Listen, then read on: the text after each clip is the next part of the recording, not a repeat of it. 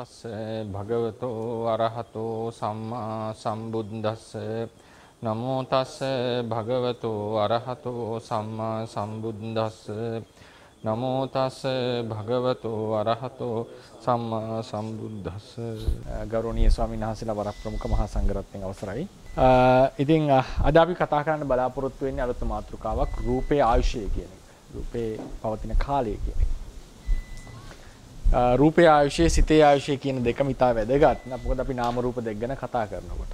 මේක ඉතින් රූපේ ආයුෂය මෙහෙමයි මේ ප්‍රමාණයමයි කියලා ਸਰව සම්පූර්ණයෙන් හරියටම දැන ගැනීම කියන එක අවශ්‍ය වෙන්නේ නැහැ. නිර්වාණ අවබෝධයට රූපේ කියන එක తాවකාලික දෙයක්, අස්තිර දෙයක්, විනාශ වෙන දෙයක් කියන එක තේරුම් ගත්තම ප්‍රමාණවත්. නමුත් ඉතින් ථේරවාද සම්ප්‍රදාය තුළ මේක ගොඩක් ගැඹුරින් කතා කරලා තියෙනවා. නාම රූපයන්ගේ පැවැත්ම විස්තර කරනකොට නාම රූප දෙක කොහොමද එකිනෙක පවතින්නේ කියන එක විස්තර වෙනකොට රූපයගේ සහ සිතේ ආයුෂය හරි ක්‍රමානුකූලව විස්තර වීම ඉතාම වැදගත් වෙලා තියෙනවා. ඒ නිසා මේ රූපේ ආයුෂය කියන එක ටිකක් අදහස් කීපයක් ථේරවාද සම්ප්‍රදාය දක්වනවා. කොටින්ම කිව්වොත් අදහස් තුනක් තියෙනවා. රූපේ ආයුෂය සම්බන්ධයෙන් අදහස් තුනක් තියෙනවා. ඒ අපි තුනම සාකච්ඡාවට ගන්නවා. නමුත් අපිට ප්‍රධාන වශයෙන්ම වැදගත් වන්නේ ඉදිරියට යනකොට රූපේ ආයුෂ ක්‍රමානුකූලව දැනගෙන තිබෙන වැදගත් වන නාම රූපයන්ගේ පැවැත්ම විස්තර කරගන්නකොට. ඊළඟට ඒ වගේම රූපේ ඒක නැවත මේ පාඩම රූපේ ආයුෂය සහ නාමයේ ආයුෂය කියන දෙක නැවත නාම රූප පවත්ති ක්‍රමය කියන එක යටතේ නැවත එනවා. ඒක විදර්ශනාවට කෙලින්ම බලපානවා. ඊට මත්ෙන් දැන් රූපය පිළිබඳවනේ මාතෘකාව යන්නේ. රූපේ ආයුෂය සම්බන්ධයෙන් අපි කෙටියෙන් කතා කරලා තියන්නට වෙනවා. පොඩි කෙටි විස්තරයකුත් නෙමෙයි යම් දීර්ඝ විස්තරයක් අද තියෙනවා. ඉස්සලම කියන්න ඕනේ තථාගතයන් වහන්සේ අංගුත්තර නිකායේ ඒකක නිපාතයේ දේශනා කරනවා නාහම් භික්ඛවේ අඤ්ඤං ඒක ධම්මම්පි සමනුපස්සාමි යං එවං ලහු පරිවත්තං යතයිදං චිත්තං යාව චිදං භික්ඛවේ උපමාපින සුකරා යාව ලහු පරිවත්තං චිත්තං. මහණෙනි මේ සිත සරම් ඊට වේගයෙන් වෙනස් වෙන ධර්මයක් මම තව දකින්නේ නැහැ. ඒ සිතේ වෙනස්කම සිතේ ලහුභාවය තේරුම් කරන්නට උපමාවකුත් සුකර නැහැ. බුදුවරයෙක් මේ කියන්නේ. ඉතින් ඒ නිසා මේක අනිවාර්යයෙන්ම ඉතා වේගෙන් ඉපදලා බිඳෙනවා කියන එක තමයි මේකෙන් අදහස් කරලා තියෙන්නේ. සිත පරිවර්තනය වෙනවා වෙනස් වෙනවා කියන එකේ තේරුම. සිත නිකන් අර කිරි ටික ගිතෙල්ුණා වගේ නෑ කිරි ටික මොනවද මී කෙරි වුණා වගේ වෙනස් වුණා කියන එක සම්පූර්ණ නිරුද්ධ වෙනවා කියන එකයි මේ කතා කරලා තියෙන්නේ. ඊට සිත කියන එක ඉතා වේගෙන් නිරුද්ධ වෙනවා. ඉතින් ඒ අනුව ථේරවාදයේ හැටියට රූපයත් අනිත්‍යයි. රූපයත් తాවකාලිකයි. ක්ෂණ මාත්‍රයි. දැන් මේ පාඩයෙන් පැහැදිලි වෙනවා රූපේ ආයුෂය සිතේ ආයුෂයට වඩා වැඩි කියලා. මොකද සිත තරම් තවත් වේගයෙන් බිඳෙන ධර්මයක් බුදුරජාණන් වහන්සේ දේශනා කළා නැහැ කියලා කියනවා. දකින්න නැහැ කියලා කියනවා. ඒ වගේම තව තැනක උන්වහන්සේ දේශනා කරනවා යම් කෙනෙක් මේ රූපය නිට්ටයයි කියලා හිතුවොත් ඒකට යම් සාධකයක් තියෙනවා. සිත නිට්ටයයි කියලා හිතන්නේ ගොඩාක්ම පල්ලෙහා මට්ටමේ අදහසක් කියලා දේශනා කරනවා. ඒ කියන්නේ රූපය කියන එක යම් ප්‍රමාණයක් කාලයක් පවතින බව පේනවා අපිට පැහැදිලිව. සිත කියන එක එහෙමවත් වැටහෙන්නේ නැහැ. ඊටම වැටෙන්නේ නැහැ. ඊටම කෙටි කාලයක් පවතින නෝනින් හිතුවම. ඒ නිසා රූපේ ආයුෂය සිතට වඩා වැඩි. ඕක තමයි මූලිකම સિદ્ધාන්තය. රූපේ ආයුෂය සිතට වඩා වැඩි. සිතේ ආයුෂය ඊටම අඩුයි.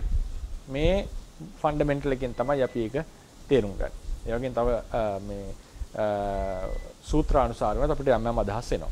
ඉතින් ඕක තමයි මූලිකම સિદ્ધාන්තය. ඊළඟට මේ රූපේ ආයුෂය සහ සිතේ ආයුෂය කියන දෙක සංසන්දනාත්මකව ථේරවාදයේ කතා කරලා තියෙනවා. සංසන්දනාත්මකව. කොපමණ සිත් ගානක් යනවද රූපයකට? මොකද සිත තමයි අඩුම ආයුෂය තියෙන්නේ. කෙටිම ආයුෂය තියෙන ධර්මය. ඒතර සිත කොච්චර ප්‍රමාණයක් පවතිනවද? ඒ අනුව රූපේ ප්‍රමාණයත් විස්තර කරලා තියෙනවා. ඉතින් රූපය පිළිබඳ ආයුෂය පිළිබඳ මතය අදහස මුලින්ම අපිට හම්බ වෙන්නේ විභංග අටුවාවේ ප්‍රකීර්ණක කතාවල. එතනදී පුරාණ අටුවාවේ පෞරාණික අටුවාවේ රූපය පිළිබඳ මතය තමයි දීර්ඝ වශයෙන් විස්තර වෙන්නේ. ඒ විස්තරුණාට පස්සේ අවසානයේදී පාලි අටුවාචාර්යින් වහන්සේ බුද්ධඝෝෂාන් වහන්සේ කියන එක තමයි පිළිගත් අදහස. උන්වහන්සේ ඒ අටුවා මතය ප්‍රතික්ෂේප කරනවා. ප්‍රතික්ෂේප කරලා ඒකට ආගම දල්ලීකරණය දීලා මේ කරුණු නිසයි මම ඒක ප්‍රතික්ෂේප කරන්න කියලා ඊළඟට උන්වහන්සේ අද අපි කතා කරන අපි සාමාන්‍යයෙන් අද දවස්වල කතා කරන වාදය ගේනවා. ඒ තමයි අපි සාමාන්‍යයෙන් කියනවා රූපයකට චිත්තක්ෂණ 17යි කියලා නේ. රූපයකට චිත්තක්ෂණ 17යි. ওই මතය ගෙනල්ලා තියෙන්නේ පාලි අටුවාවේ. පුරාණ අටුවාවේදී පැහැදිලිවම ඒක වෙන අදහසක් තමයි තියෙන්නේ. බුද්ධඝෝෂ මම ඒක පැහැදිලි කරන්නම්. බුද්ධඝෝෂ ස්වාමීන් වහන්සේ ඒක ප්‍රතික්ෂේප කරනවා. යමක පාළිය සමග විරුද්ධ වෙන නිසා සහ පෞරාණික අදහසක් ලෙස ඉදිරිපත් කරනවා. ඒ කියන්නේ මූල පුරාණ අටුවාවේ තියෙන අදහස් දෙකක් ප්‍රතික්ෂේප කරනවා එතනදී. ඒ කියන්නේ සිත ඉපදිලා බිඳෙන්නේ මොන අවස්ථාවේද කියනකොට ඒ අවස්ථාව ප්‍රතික්ෂේප කරලා රූපේ ඉපදිලා බිඳෙන්නේ සිතේ මොන අවස්ථාවේද කියන එක ප්‍රතික්ෂේප කරලා ඊළඟට ඒ ආයුෂයේ සම්බන්ධයෙන් කියනවා මේක චිත්තක්ෂණ 17ක් බව තේරුම් ගන්න කියන එක ප්‍රකාශ කරලා තියෙනවා. ඉතින් එතකොට කෙනෙක්ට හිතෙන්න පුළුවන් මොකද ඇයි මෙහෙම වගේ අදහසක් තියෙන්නේ මොකක්ද ඒකේ වෙනස්කම කියන එක. ඒක අපි තේරවාද සම්ප්‍රදායක් ලෙස ක්‍රමානුකූලව නැගී යනකොට වෙච්ච දේවල්. ඉතින් ඊළඟට තියෙන එක තමයි මේ මූල පුරාණ අටුවාවේ තිබිච්ච අදහසට ගොඩක් බරව ඒ වගේම විභංග අටුවාවේ පටිච්චසමුප්පාද විභංගයන මතයක් අරගෙන මූල ටීකාචාර්යින් වහන්සේ තවත් අදහසක් ඉදිරිපත් කරනවා. මේ මූල ටීකාචාර්යින් වහන්සේගේ අදහස දැන් මුල් පුරාණ අටුවාවයි පාලි අටුවාවයි කියන දෙක විසඳිස වෙන්නේ ඒ කියන්නේ බුද්ධඝෝෂ වහන්සේ ප්‍රතික්ෂේප කරන්නේ පුරාණ අටුවාවේ තිබිච්ච අදහස් දෙකක්. මූල ටීකාචාර්යින් වහන්සේ ඒ පාලි අටුවාවට වෙනස්ව ලියලා ඒ පුරාණ අටුවාවේ කියපු සමහර අදහස් වලටත් වෙනස්ව තව අදහසක් ඉදිරිපත් කරලා තියෙනවා. ওই තමයි අදහස් තුන. දැන් මේ හෑන්ඩ් අවුට් එක බැලුවොත් පේනවා ඇති රූපේ ආයුෂය කියලා මාතෘකාවක් ඇති. ඊළඟට රූපේ ආයුෂය පිළිබඳ පුරාණ අටුවා මතය. ඊට පස්සේ රූපේ ආයුෂය පිළිබඳ පාලි අටුවා මතය. ඊළඟට රූපේ ආයුෂය පිළිබඳව මූල ටීකා මතය. මූල ටීකා මතය. ඉතින් මේ හැම එක දැන් මේකෙන් පාලි අටුවා මතය තමයි අද සාමාන්‍යයෙන් අපි ඉගෙන ගන්න ඔය රේරුකාණ්ඩ සංස්ලාගේ පොත්වල එහෙම අපි දකින්නේ ඒ පාලි අටුවාව පිළිබඳ තියෙන මතය. නමුත් මූල ටීකා මතෙත් යම් ගත යුතු වැදගත් තැන් තියෙනවා. ඒක මම මේ තැන්වලදී විස්තර කරන්නම්. මොකද සමහර කරුණු අපිට විස්තර කරගන්න අමාරුයි පාලි අටුවා මතය අඩුව. එතකොට ඒක මූල ටීකා මතය ඒ තැන්වලදී ප්‍රයෝජනවත් වෙනවා. ඒ නිසා මම මේ කරුණු තුනම අද කෙටියෙන් සාකච්ඡා කරනවා. මේක වැදගත් වෙන්නේ සිතට වඩා රූපයේ ආයුෂය වැඩි කියන කතාව තමයි ප්‍රධාන වෙන්නේ. සිතට වඩා රූපයේ ආයුෂය වැඩි. රූපය දණ්ඩ පරිප්‍රවත්මක් තියෙන්නේ. ඒක හිමින්, ඒ කියන්නේ ඒක දිරන්නේ හිමින්. රූපය කියන එක වේගයෙන් විනාශ වෙනවා. මේක තමයි පෞරාණික අදහස. ඒකෙන් බලාපොරොත්තු වෙන්නේ විශේෂයෙන්ම බලාපොරොත්තු දීලා තියෙන්නේ නාම රූප දෙක පවතින හැටි මේ කියන්නට ඕන කරලා තියෙනවා. නාමයයි රූපයයි සංසන්දනාත්මකව පෙන්නලා තියෙනවා. නාම රූප දෙකක් නම් තියෙන්නේ කොහොමද මේ දෙක පවතින්නේ කියලා. උප්පත්තේ සහ මරණය. විශේෂයෙන් කතා කරලා තියෙන්නේ උප්පත්ති මොහොතයි මරණ මොහොතයි. පුරාණටුවයි. ඉතින් ඊට පස්සේ අපි ඉතිරි ටිකයි මැද ටිකත් අපි ගලප ගන්නවා. ඉතින් ඒකෙදි අපි කෙටියෙන්ම ඒක මම හෑන්ඩ් අවුට් එකේ ක්‍රමයට ගියොත් එමු ටිකක් සංකීර්ණ වෙන්න පුළුවන්. මම අදහස විතරක් ඉදිරිපත් කරන් එන්න. පුරාණ අටුවාවේ ඇදිහට මේක තමයි රූපේ ආයුෂය.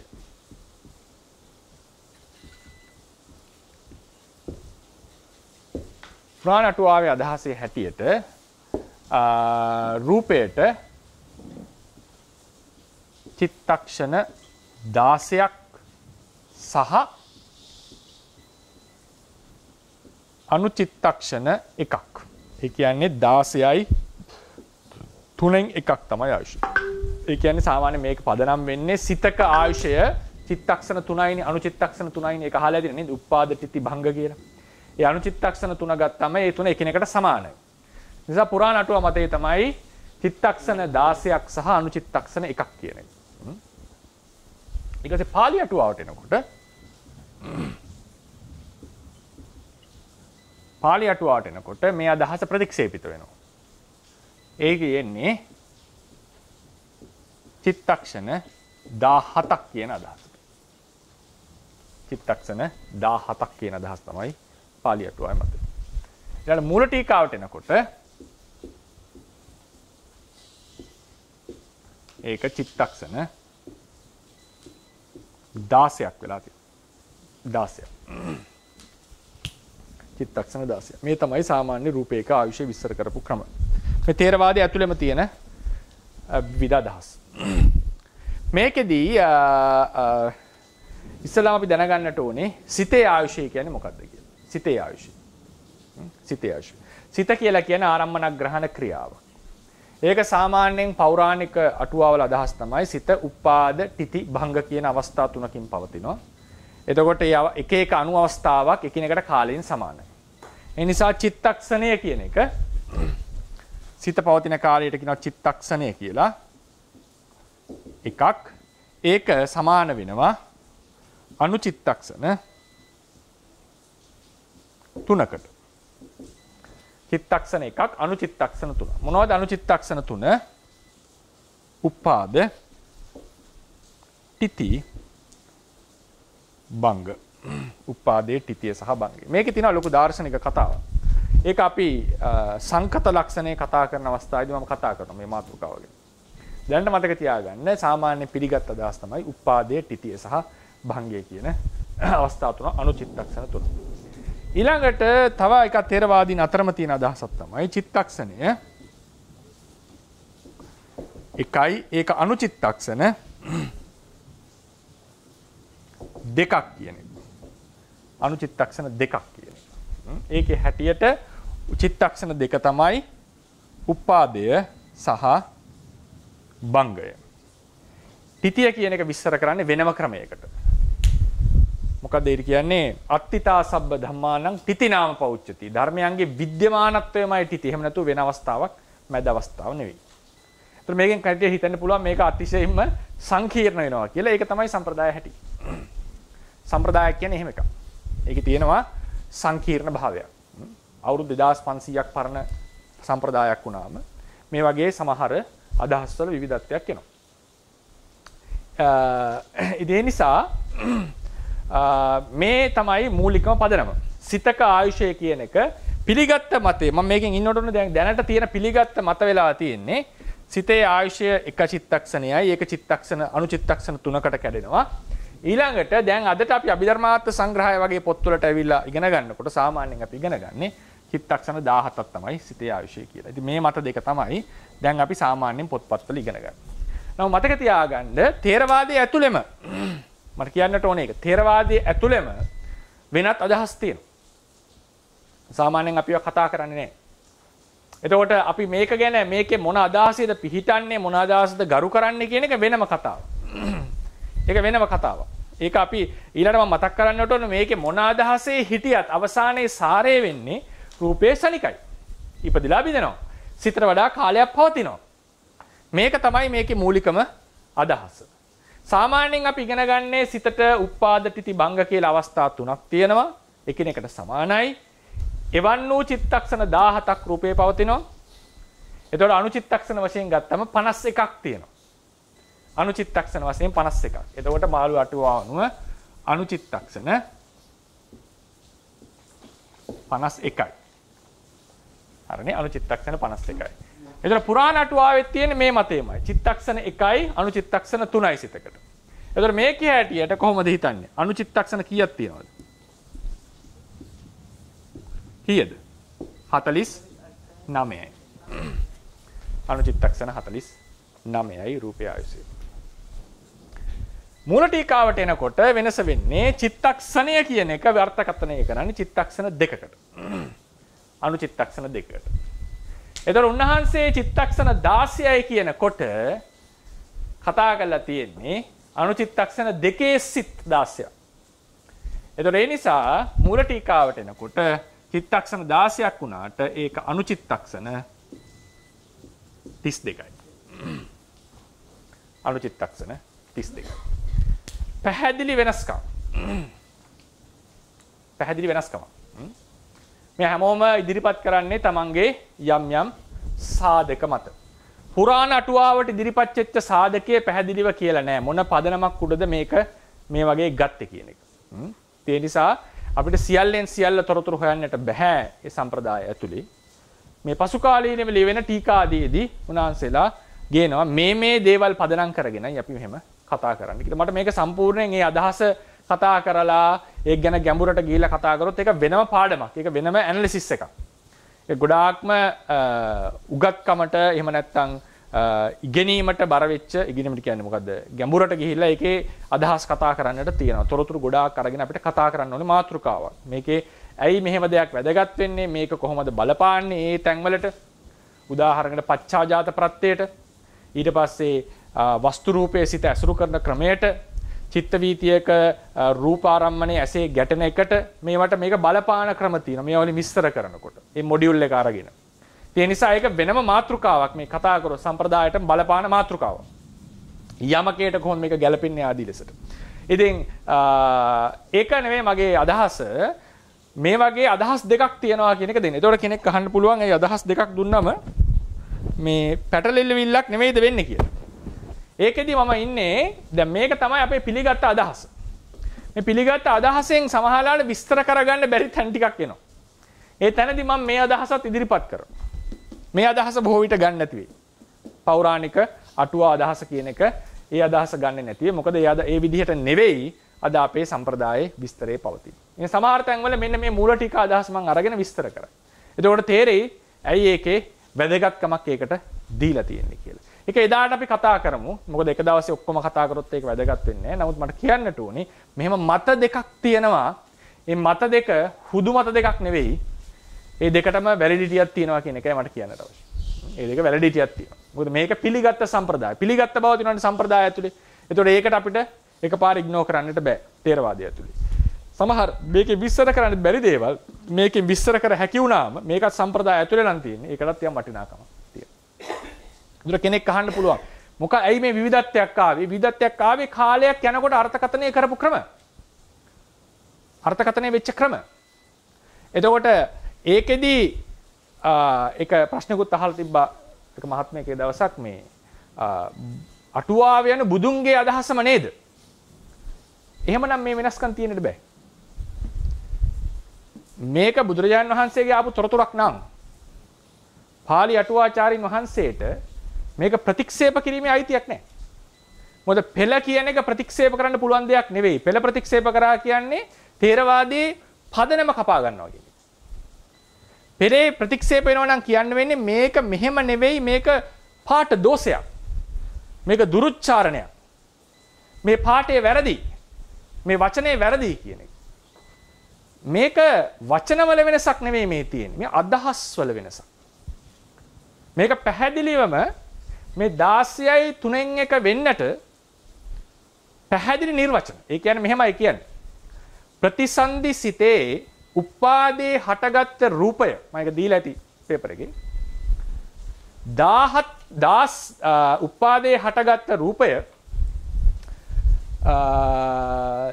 10 ඒ ප්‍රතිසන්දි සිතත් සමගම කියන්නේ 17 වෙනි 10 මට පෙරදුනා 16 වෙනි ඔව් ඈ 17 වෙනි සිතේ උපාදේ සමග නේද ඔව් 17 වෙනි සිතේ හරි 17 වෙනි සිතේ උපාදේ සමග බිඳෙන්නේ. එතන මොකක්ද වෙන්නේ? 17 ඉවර නෑ. 16යි 3න් 1යි. හරිනේ? ඕක කෙනෙක්ට හිතෙන්න පුළුවන් නෑ වෙන ක්‍රමයකටද මේක. ඒක චුතිසිත සම්බන්ධයෙන් කියපු කතාවෙන් අහුවෙනවා.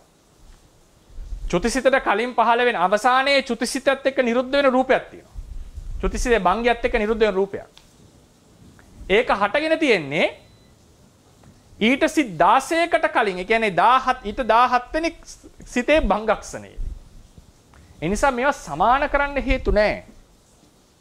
කෙලින්ම බුද්ධඝෝෂ සාංශේ ප්‍රතික්ෂේප කරන්නේ මේක ආගම විරෝධී. මේක පෙළට විරුද්ධයි. මොකද හේතුව යමක පාට එක්ක සැස දෙන්නේ නැහැ. ඒ නිසා කවුරු හරි කිව්වොත් අටුවාවේ තියෙන සියල්ල බුද්ධ වචනයක් කියලා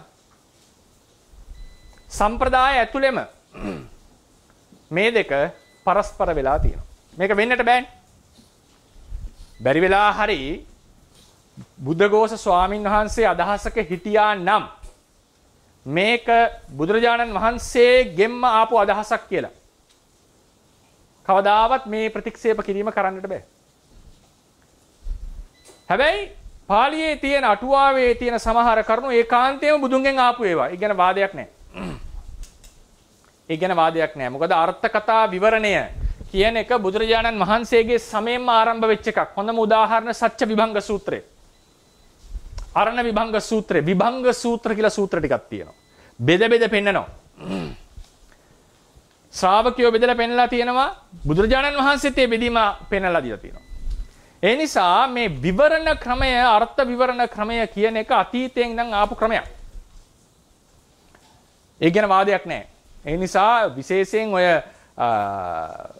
අපි කෙලින්ම මධ්‍යස්තව කියන අදහසක් කරේ ශ්‍රද්ධාවට බර වෙන්නේ නැතුව බලන බටහිර උගතුන් පවා කියන අදහසක් තමයි අනිවාර්යයෙන්ම අටුවාව බුදුන්ගෙන් පැවතෙන එකක්. ඒ ගැන වාදයක් නැහැ. මේ සම්ප්‍රදාය එහෙම එන්න ඕනේ. නමුත් ඒකේ තියෙන සියල්ල බුද්ධ වචනයමයි කියලා කතා කරොත් මේ තැන් වලට උත්තර දෙන්න බැරි වෙනවා. හේතුව බුද්ධඝෝෂ ස්වාමීන් වහන්සේම අදහසකින් ඉඳලා නැහැ. එහෙමනම් උන්වහන්සේ මේක ප්‍රතික්ෂේප කරන්න බෑ. මම ඒක රෙෆරන්ස් එක දීලා ඇති පාළියෙම. මෙසේ වුණත් මෙසේ අටුවා එහෙම කියන්නේ අටුවාවේ ප්‍රකාශ කර තිබූ නිසා මම එසේ ලිව්වා. ඒක එසේ සඳහන් කළා. නමුත් මෙන්න මේ තැන් එක්ක මේක විරෝධයි. ඒ නිසා මෙය මෙසේ කරමි කියලා අලුත් යෝජනාවක් දෙනවා චිත්තක්ෂණ 17 කතාව. ඊට පස්සේ මූල ටීකාවට එනකොට දැන් බුද්ධඝෝෂ ස්වාමීන් වහන්සේට තිබුණ අයිතිය මූල මහා අටුවාවට විරුද්ධව යමක් ලියන්නට. විරුද්ධව යමක් කියනවා කියලා කියන්නේ අටුවා ප්‍රතික්ෂේප කරාගෙන එක දෙයක් ප්‍රතික්ෂේප කරා කියලා අටුවා ප්‍රතික්ෂේප කරන්නේ නෙවෙයි. ඒක නෙවෙයි ඥානවන්තයන්ගේ ක්‍රමය. මොකද හේතුව ත්‍රිපිටක පාළියක් තියෙනවා. ඒතකොට මේ ත්‍රිපිටක පාළිය එක්ක සංසන්දනය කිරීම අනිවාර්යයෙන්ම විය යුතුයි. අටුවා සාහිත්‍යයක් එනකොට සම්ප්‍රදායක් එනකොට ඒක ත්‍රිපිටකයත් එක්ක සංසන්දනය කරන්නේ නැතිනම් ඒක නෙවෙයි තේරවාද. තේරවාදයේ යනු ඒ ක්‍රමයයි. සැබවින්ම තේරවාදයේ යනු ත්‍රිපිටකයේ අර්ථකථනය කරපු ක්‍රමයයි. ඒ නිසා අටුවාව තමයි තේරවාදයේ තියෙන ඩෙන්ටිටිය. හැබැයි මේ අටුවාවෙත් යමක් ත්‍රිපිටකයේ සමග ගැලපෙන්නේ නැතිනම් ඒක ගැන කතා කරන්න තේරවාදීන් බය වෙන්නේ. හොඳම උදාහරණය බුද්ධඝෝෂ ස්වාමීන් වහන්සේ. හොඳම උදාහරණය ආනන්ද වනරතන මූල ටීකාචාර්යින් වහන්සේ. හොඳම උදාහරණය අටුවාචාරී ධම්මපාල ස්වාමීන් වහන්සේ. ටීකාචාරී ධම්මපාල ස්වාමීන් වහන්සේ. ඒ තමයි තේරවාදයේ ක්‍රමය. තේරවාදයේ හැමතිස්සෙම විශ්ලේෂණය, ගවේෂණය, ත්‍රිපිටකයේ සමග සංසන්දනය මේ ටික තියෙනවා. මේක බුද්ධිමත්ව කරපු සිද්ධියක්. ඒක බුද්ධියෙන් කරපු මේ විවේචනයක්. ඒ නිසා එකකින් ගම්මෙ වෙන්නේ මොකද්ද? බොහෝ තැන්. ඔන්න ඊළඟ පොයින්ට් එක. අටුවාවේ තියෙන මහා අටුවාවේ තියෙන බොහෝ තැන් උන්වහන්සේලා පිළි අරගෙන තියෙනවා. පාලි අටුවාවේ තියෙන 90%ටත් වැඩිය පිළි අරගෙන තියෙන මූල ටීකාවේ. 90%ට 95%ටත් වැඩිය. ඊටම සුළු තැනයි තියෙන්නේ වෙනස් වෙච්ච. සුළු තැන් ටිකක් තියෙනවා. හැබැයි අඩුපාඩුවක් ලෙස හැඟුණා නම් මං කියන්නේ උන්වහන්සේලාට හැඟිච්ච මේක හරිද කියන එක නෙමෙයි මට කියන්නේ. හැඟුණා නම් අඩුපාඩුවක් ලෙස හැඟුණා නම් බය නැතුව කතා කරලා දෙනවා. ඒ නිසා උන්වහන්සේලා යමක් පිළිගත්ත දේවල් ටික උන්වහන්සේලාගේ නුවණ හැටියට ත්‍රිපිටකයත් එක්ක ගැලපෙනවා. ඒකෙන් තේරෙනවද පොයින්ට්? ඒ කියන්නේ යමක් බය නැතුව කතා කරලා තියෙනවා නම් මේ වගේ අතිශය වැදගත් රූපේ ආශ්‍රය බඳු තේරවාද සම්ප්‍රදායට අතිශය බලපාන නාම රූප පැවැත්මට අතිශය බලපාන කතාවක් පවා විවේචනය කරන්න මූල පුරාණ අටුවා විවේචනය කරලා ඒක ප්‍රතික්ෂේප කරලා නව අදහසක් ස්ථාපනය කරන්නට තරම් උන්වහන්සේලා නිර්භීත වුණා නම් උන්වහන්සේලා අවංක වුණා නම් උන්වහන්සේලා පිළිගත්ත දෙය පිළිගත්ත ඉතිරි ටිකත් ඒ කියන්නේ අවංක හිතටම හරි කියලා පිළිගත්ත නිසා ලියලා තියෙන. අන්ධ භක්තියකින් නෙමෙයි මේක ඇවිල්ලා තියෙන්නේ. මේක අන්ධ භක්තියකින් ආපු ඔහේ තියෙන එක පිළිගත්ත සම්ප්‍රදායක් නෙවෙයි. මේක හැමතිස්සෙම පරමත්ත දීපණියේ තිබිච්ච විශේෂ ලක්ෂණයක්. නිතරම විශ්ලේෂණය කරනවා. පෙළේ එක්ක ගලපනවා. නුවණට ඉඩ දෙනවා. මේක තමයි ථේරවාදීන්ගේ ඩෙන්ටිටිය. ථේරවාදීන්ගේ ඩෙන්ටිටිය ථේරවාදය කියලා කියන්නේ ත්‍රිපිටක එක ඒ විදිහටම අරගෙන එනවා ත්‍රිපිටක පාළිය. හැබැයි ඒකේ අදහස නිතරම ත්‍රිපිටකයත් එක්ක විවරණය ගලපනවා, ගැලපෙනවාද කියලා බලනවා. නිතර මේක විශ්ලේෂණය කරනවා. ඒක තමයි මෙතනින් ගන්න තියෙන පාඩම. ඒ නිසා අවුරුදු 2500ක් ගත වෙච්ච 2000 ගාණක් ගත වෙච්ච සම්ප්‍රදායක් ලෙස මේ වගේ දේවල් එකතු වෙලා තියෙනවා කියන එක මේ වගේ අදහස් ඇවිල්ලා තියෙනවා කියන එක සාමාන්‍ය දෙයක්. මොකද හේතුව මේ සියල්ල බුදුන්ගෙන් ආපු දේවල් නෙවෙයි. සියල්ල බුදුන්ගෙන් ආවා නම් සාමාන්‍ය දෙයක්. බුද්ධඝෝෂ ශාස්ත්‍ර අයිතියක් නැහැ මේක ප්‍රතික්ෂේප කරා. මේක ලේඛන දෝෂයක් නෙවෙයි. හොඳට මතක තියාගන්න. ඒක පාළියේ කියවන්න මේක ලේඛන දෝෂයක් වෙන්න බෑ. මේ අදහස මුන්නහන්සේට මේ අදහස් දෙකේම තියෙනවා ප්‍රතික්ෂේප කරන්න අයිතියක් නැහැ. මොකද අශ්‍රද්ධාවක්ද? නැහැ. අපිට වඩා 100,000 ගුණයක ශ්‍රද්ධාවක් සහ අපිට වඩා 100,000 ගුණයක පැහැදිලි තොරතුරක්. දැන් අපි අද හිතනවා බුදුන්ගෙන් මෙහෙම එන්න ඇති මිහිඳු සායනහාසගේ නමුත් බුද්ධඝෝෂ වහන්සේට ඒක සියවස් කීයද? ඊටාම කෙටි කාලයයි තියෙන්නේ. උන්වහන්සේගේ ආචාර්ය පරම්පරාව. කට වචනෙන් ආපු තොරතුරු ටික. මේ සියල්ල උන්වහන්සේලා අපිට වඩා ලොකුවට තිබිලා තියෙනවා. නිසා උන්වහන්සේලා මේක දන්නවා. ඒ සම්ප්‍රදායෙන් ආපු ක්‍රමය. දැන් බුරුමේ ඉන්නකොට අපි දැකපු දෙයක් කොහොමද සම්ප්‍රදායක තියෙන දැනුම කියන එක. සම්ප්‍රදායක තියෙන දැනුම අටුවා ටීකා වලින් හැමතිස්සෙම ගන්න පුළුවන් නෙවෙයි. ඒක සමහර ඒවා ආචාර්යවාද ආචාර්ය අදහස් ලෙසයි විදින. ඒකනේ ප ဋ ාණ අටුවාවේ කියලා තියෙන්නේ. මේක හැම එකම විස්තර කරන්නේ නැහැ. අර සමහර දේවල් ආචාර්යයේ පෛරුපාසිත්වා උගෙහිතබ්බා.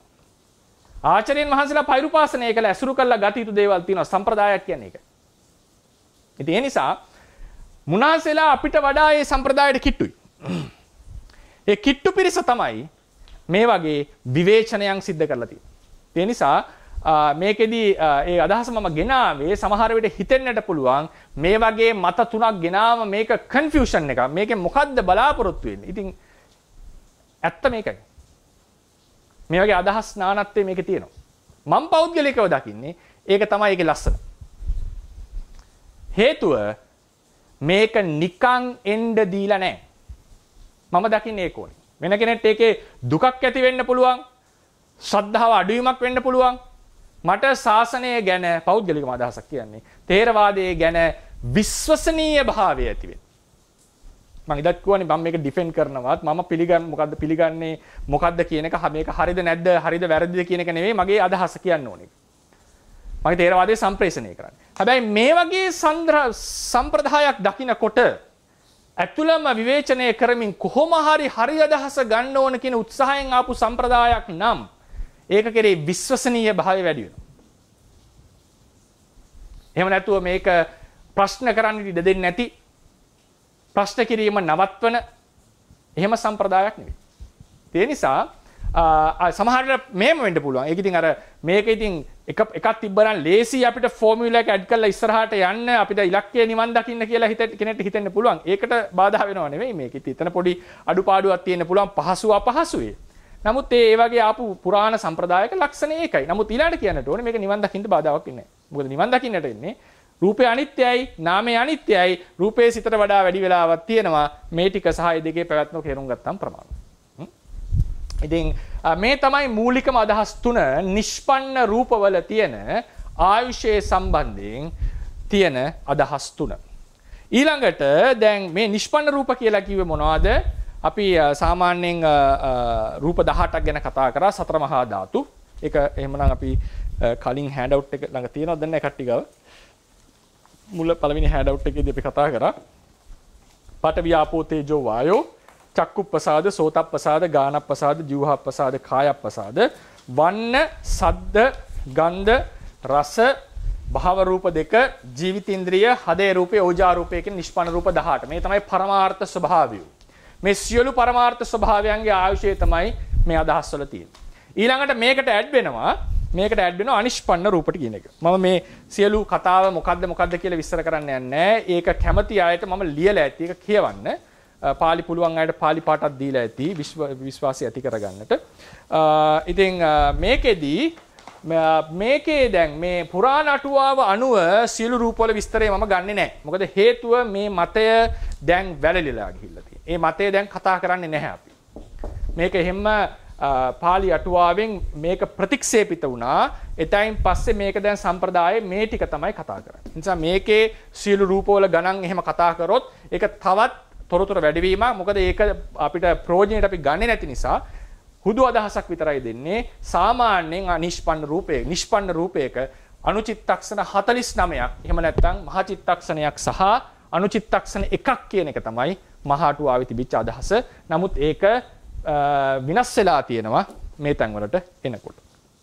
හැබැයි පිටුව දෙකට ඒකෙදී මේ මහා අටුවාවේ එන අදහසක් නම්බර 48 නම්බර 47 ඉහත දක්වා ඇති පුරාණ අටුවා පාඨයට අනුව රූපේ ධරන්තේ ඒව සෝලස චිත්තානි උපජ්ජිත්වා නිරුද්ධಂತಿ කියන පාඨය රූපේ විද්‍යමානව පවතින කල්ලි සිත් 16ක් ඉපද නිරුද්ධ වෙයි කියන පාඨය නානා ක්‍රම වලට විස්තර කරගන්නට පුළුවන්.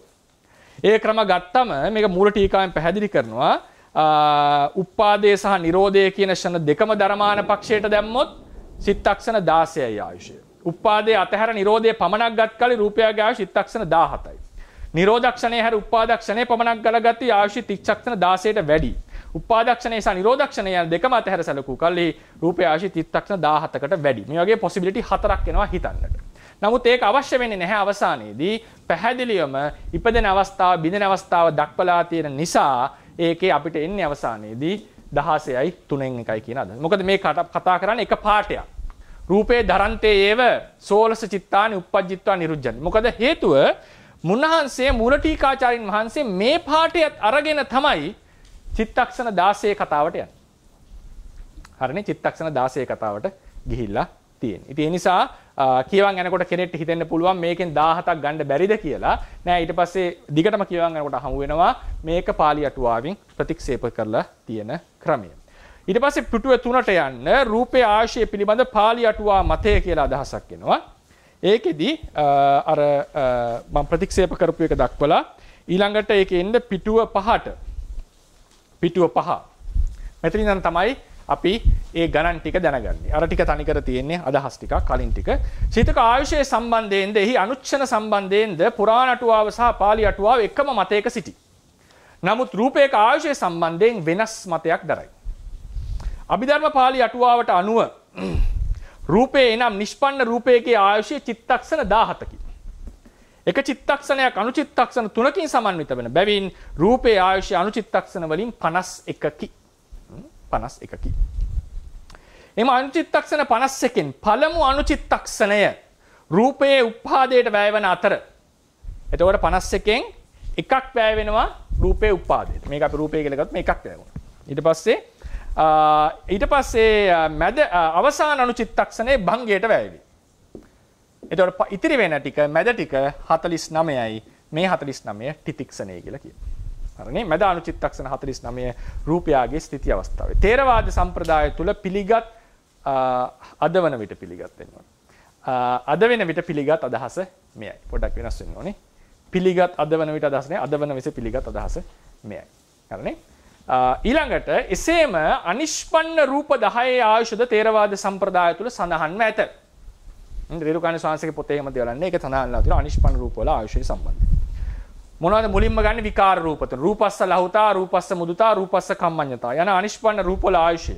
එම රූප හා සම්බන්ධ මහා භූතයන්ගේ ආයුෂයමයි. මොකද පඨවියේ ලහුතාවනේ. රූපස්ස ලහුතා, රූපස්ස මුදුතා, රූපස්ස කම්මඤ්ඤතා, පඨවියේ ලහු භාවයේ කර්මඤ්ඤ භාවය එහෙම නරන් තියෙන්නේ. ඒ නිසා ඒ භූතයන්ගේ ආයුෂයම අරගෙන තියෙනවා. ඒ කියන්නේ චිත්තක්ෂණ 17යි අනුචිත්තක්ෂණ 51යි. හරිනේ? ඊට පස්සේ දැකලා ඇති චිත්තක්ෂණ 17ක් ආයුෂ ඇති රූප 22 කියලා සමහර අය දැකලා ඇති. ඒ ගන්නේ ආකාශ ධාතුවත් එක්ක. දැන් අපි ආකාශ ධාතුව ඉගෙන ගත්තා. ආකාශ ධාතුව කියන්නේ හට ගන්න දෙයක්ද? නෑ. ඒ අජටාකාශයමනේ. අජටාකාශයේ රූප කලාප දෙයක් හටගත්තම ඒ අතර තියෙන ગેප් එකට ගෝ ආකාශ ධාතුව. ඒක හට ගන්න දෙයක් නෙවෙයි. නමුත් හටගෙන බිඳෙන රූප අනුසාරයෙන් තේරුම් ගන්න නිසා හටගෙන බිඳෙන රූපයන්ගේ ආයුෂය මේකට ආරූඪ කරලා තිනවා. ආදේශ කරලා තියෙනවා. ඒ නිසා අපි කියනවා ආකාශ ධාතුවේ සහ පරිච්ඡේද රූපේ ඉම කියන දෙකේම ආයුෂයද ඒවා හා සම්බන්ධ අනිෂ්පන්න රූප අණුව චිත්තක්ෂණ 17ක් ලෙස සලකයි. එනම් අනුචිත්තක්ෂණ 51කි.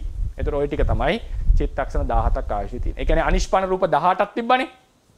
ඒ 18යි ලහුතා මුදුතා කම්මඤ්ඤතා අපි රූප කතා කරන්නේ නැහැ තාම 3යි 21යි ආකාශ ධාතුවයි 22යි. මේ 22කට තියෙන චිත්තක්ෂණ 17යි. හරිනේ චිත්තක්ෂණ 17යි. අපි ඒක හිමින් සැරේ ලියමු. දැන් මේකේ තේරුම් ගන්න පොඩ්ඩක් මම මේක මකනවා. චිත්තක්ෂණ 3ක් තියෙන අනුචිත්තක්ෂණ 3යි මූල ටීකාවේ හැටියට අනුචිත්තක්ෂණ 2යි කියන එක. හරිනේ? එතකොට අපි අටුවා පාඨ මතයට ගියොත් එහෙම අනිෂ්පන්න රූප මම මේ පුරාණ අටුවා මතය පොඩ්ඩක් ඒ කියන්නේ ඒක අයින් කරන්න.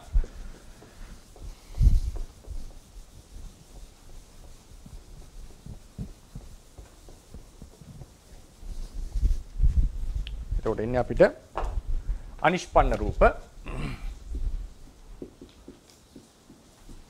ඊට පස්සේ ලහුතාදී 3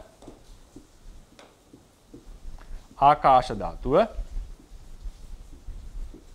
ඊට පස්සේ එනවා විඤ්ඤාති 2 ඊට පස්සේ ඉඩමදි වේ නේද? නැකම නැපිමු. උපචය සන්තති අනිච්චතා ජරතා. හරිනේ මේ තුනම එක ආයුෂයක් තියෙනවා. විඤ්ඤාති දෙකත් එකම ආයුෂය. මම හිතනවා පැහැදිලි ඇති කියලා. පේනවා ඇති නේද වීඩියෝ එකට. හරි. අනිෂ්පන්න රූපවල තියෙන චිත්තක්ෂණ ඒතර අපි ගන්නවා චිත්තක්ෂණ අනුචිත්තක්ෂණ. හරිනේ? අනිෂ්පන්න රූප චිත්තක්ෂණ 17. අනුචිත්තක්ෂණ 51යි. ලහුතාදී එකටත් ඒ විදිහටමයි සලකන්නේ.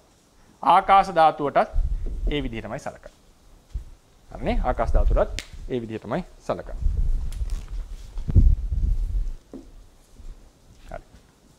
ඊළඟට විඤ්ඤාති දෙක. විඤ්ඤාති දෙක ගත්තම විඤ්ඤාතිය කියලා කියන්නේ සිතේ රූපයට ඇති බලපෑමනේ. ඒ ක්‍රියාකාරකම් සිද්ධ කරනකොට රූපයට ඇති බලපෑම. ඉතින් විශේෂයෙන්ම කායික ක්‍රියා සිද්ධ කරනකොට වායෝ ධාතුවට ඇති බලපෑම වචන කතා කරනකොට චිත්තද පඨවි ධාතුවට ඇති බලපෑම. එතකොට මේ චිත්තුප්පාදයෙන් ඇති කරන බලපෑම. චිත්තුප්පාදේ නැති වෙනකොට ඒ බලපෑමත් නිරුද්ධ වෙනවා නැති වෙනවා කියලා. ඒ නිසා සාමාන්‍යයෙන් පිළිගත් අදහස විඤ්ඤාති දෙකට තියෙන්නේ චිත්තක්ෂණ 1යි ආයුෂය. අනුචිත්තක්ෂණ වලින් ගත්තම කීයද? 3යි. අනුචිත්තක්ෂණ වලින් ගත්තම 3යි. ඊට පස්සේ අපි කිව්වා අනුචිත්තක්ෂණ 51 කතාවේදී රූපේ උපාදයට යන අනුචිත්තක්ෂණ කීයද? අනුචිත්තක්ෂණ 1යි. රූපේ භංගයට යන අනුචිත්තක්ෂණ 1යි.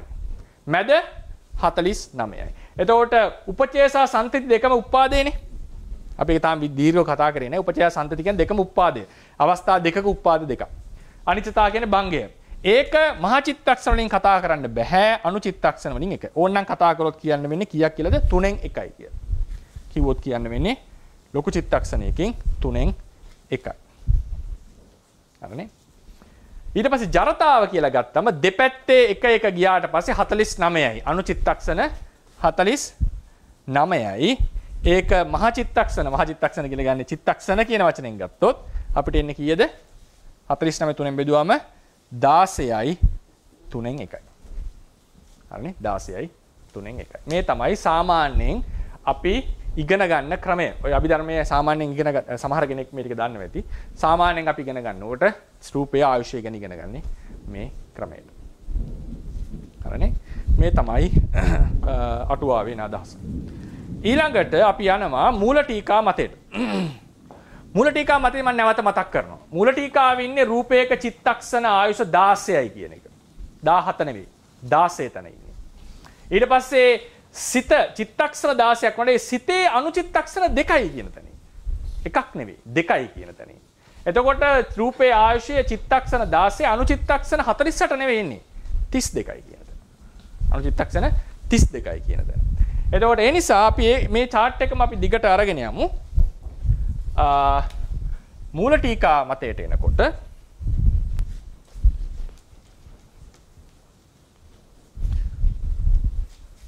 චිත්තක්ෂණ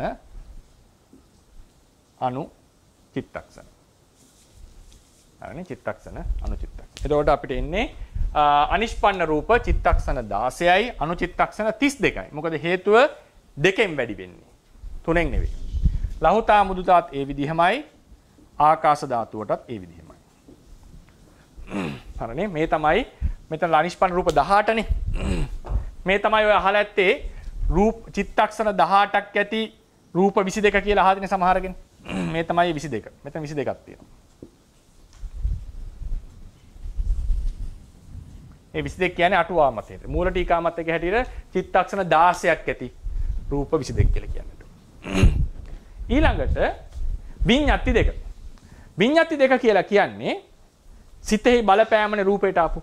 ඒක සිතත් එක්ක නැති වෙනවා කියන එක තමයි පිළිගත් අදහස. හැමෝම පිළිගන්න අදහස. සිතත් එක්ක නැති වෙනවා. එතකොට අටුවාවේ හැටියට චිත්තක්ෂණයක් රූප විඤ්ඤාතියේ පවතින අනුචිත්තක්ෂණ 3යි. මූල ටීකාවත් කියන්නේ ඒක චිත්තක්ෂණයයි පවතින. හැබැයි අනුචිත්තක්ෂණ වශයෙන් කීය දෙන්නේ එතකොට? චිත්තක්ෂණය අනුචිත්තක්ෂණ 2යි එන්නේ. අනුචිත්තක්ෂණ 2යි විඤ්ඤාති. ඊළඟට මේ උපචේ සන්තති ජරතා අනිච්චතා කියන එක නැවත අදහසක් එනවා. සාමාන්‍යයෙන් කියන රූපය දණ්ඩ පරිණාමයි චිත්තය ලහු පරිණාමයි. රූපේ පැවැත්මයි සිතේ පැවැත්මයි දෙකක්. මම ඒක දීලා තියෙන්නේ නෝට් එකේ. එහෙම අටුවාවේ පුරාණ අටුවාවෙම කියනවා රූපයයි නාමයයි තියෙන පැවතුම් දෙකක්, වේග දෙකක්. ඒක රූපෙ හිමින් දිරන්නේ. නාමයේ වේගෙන් නැති වෙනවා. එසේ වුණත් පුරාණ අටුවාව සහ දැනට තියෙන අටුවාවේ අදහස අනුව රූපය හට ගන්නටයි සිත හට ගන්නටයි යන්නේ එකම කාලයක්. රූපය හට ගන්නටයි සිත හට ගන්නට යන්නේ එකම කාලය. ඒ තමයි අනුචිත්තක්ෂණය. බින්දින්නටත් එහෙමයි. මූල ටීකාචාර්යන් වහන්සේගේ අදහස තමයි මේක රූපයට ගන්නට බෑ. රූපේ උපදින්නේ හැමින්, සිත රූපේ බින්දෙන්නේ හැමින්. මොකද රූපයේ තියෙන වෙනම පැවැත්මක්, සිතට තියෙන වෙනම පැවැත්මක්. ඒ අනුව රූපය ඉපදෙන්නට රූපයේ උපචේ සන්තති සහ අනිච්චතා ඉපදීම සහ බිඳීම කියන එක වෙන්නේ මහා චිත්තක්ෂණ එකකින්. ඒ කියන්නේ අනුචිත්තක්ෂණ දෙකක් යනවා. සම්පූර්ණ චිත්තක්ෂණයක් වැය වෙනවා රූපේ උපාදයට. සම්පූර්ණ චිත්තක්ෂණයක් වැය වෙනවා රූපේ භංගයට. සම්පූර්ණ චිත්තක්ෂණයක් වෙනවා රූපේ උපාදයට, සම්පූර්ණ චිත්තක්ෂණයක් වැය වෙනවා රූපේ භංගයට. මේ කරුණ ඊට වැදගත් වෙනවා ඉස්සරහට. මේ අදහස් දෙක. ඊළඟට එහෙම වුණාම දැන් බලන්න රූපයක් තියෙන ආයුෂය කීය 16කනේ. මූල ටීකාවේ හැටියට 16යි. සම්පූර්ණ එකක් ගියා මුලට. සම්පූර්ණ එකක් ගියා අගට. මැදට ඉතිරි වෙන්නේ කීයද? චිත්තක්ෂණ 14යි. අනුචිත්තක්ෂණ වලින් ගත්තම 28යි. මේ තමයි රූපේ ආයුෂය සම්බන්ධයෙන් ථේරවාදයේ තියෙනා වූ අදහස් ටික. මේ ටික පුළුවන් නම් හිතේ දරා ගන්න නැත්නම් ලියාගෙන හොඳට ඒක chart එකට අරගෙන තියාගන්න. ඒක ඉදිරියේදී අපිට වැදගත් වෙනවා සමහර කරුණු කාරණා ගැන සාකච්ඡා කරනකොට. මොකද හේතුව අපි ථේරවාදයේ ගැඹුරින් තේරුම් ගන්නවා. ථේරවාදයේ තේරුම් ගන්නවා. ත්‍රිපිටකයේ ථේරවාදීන් විස්තර කරපු ක්‍රමයේ තේරුම් ගන්නවා නම් මේ ටික අපිට වැදගත්. නැත්නම් සමහර තැන් අපිට අතහැරලා මගහැරලා තමයි යන්නට වෙන්නේ. සමහර තැන් අපිට තේරුම් ගන්නට අපහසු වෙනවා. ඉතින් තේරුම් ගත්ත පමණට විදර්ශනාවේදී නානා ණය ක්‍රම වලින් විදර්ශනා කිරීමේ හැකියාව නුවණ කියන එක අපිට ඇති කර ගන්නට පුළුවන්. ඒ නිසා මේක දැනගෙන තිබීම ඉතාම ප්‍රයෝජනවත්. ඉතින් මේකෙන් අපි නැවත මතක් කරොත් එහෙම සිතට වඩා දැන් මේකෙන් පැහැදිලි වෙනවා සිත් ගානක් ගිහිල්ලා තියෙනවා රූපේ පැවැත්මට. සිතට වඩා රූපය බොහෝ කල් පවතිනවා. සිත ඉක්මනින් බිඳෙනවා, ඉපදෙනවා. රූපය කියන එක එහෙම බිඳෙන්නේ නැහැ. මුල ටීකා මත හේත සිප හටගන්න රූපය හටගන්නත් බිඳෙන්නත් ඊට හිමින් සිද්ධ වෙන්නේ. ඒක හැටි. රූපය හට ගැනීම බිඳීම පවා සිද්ධ වන්නේ හිමින්. ඒ නිසා මේ අදහස මේකෙන් අපි තේරුම් ගන්නට ඕනේ ඊළඟ වැදගත් කරුණ තමයි නාම රූප දෙකේ පැවැත්ම එකිනෙකට සමාන්තරව පවතිනවා.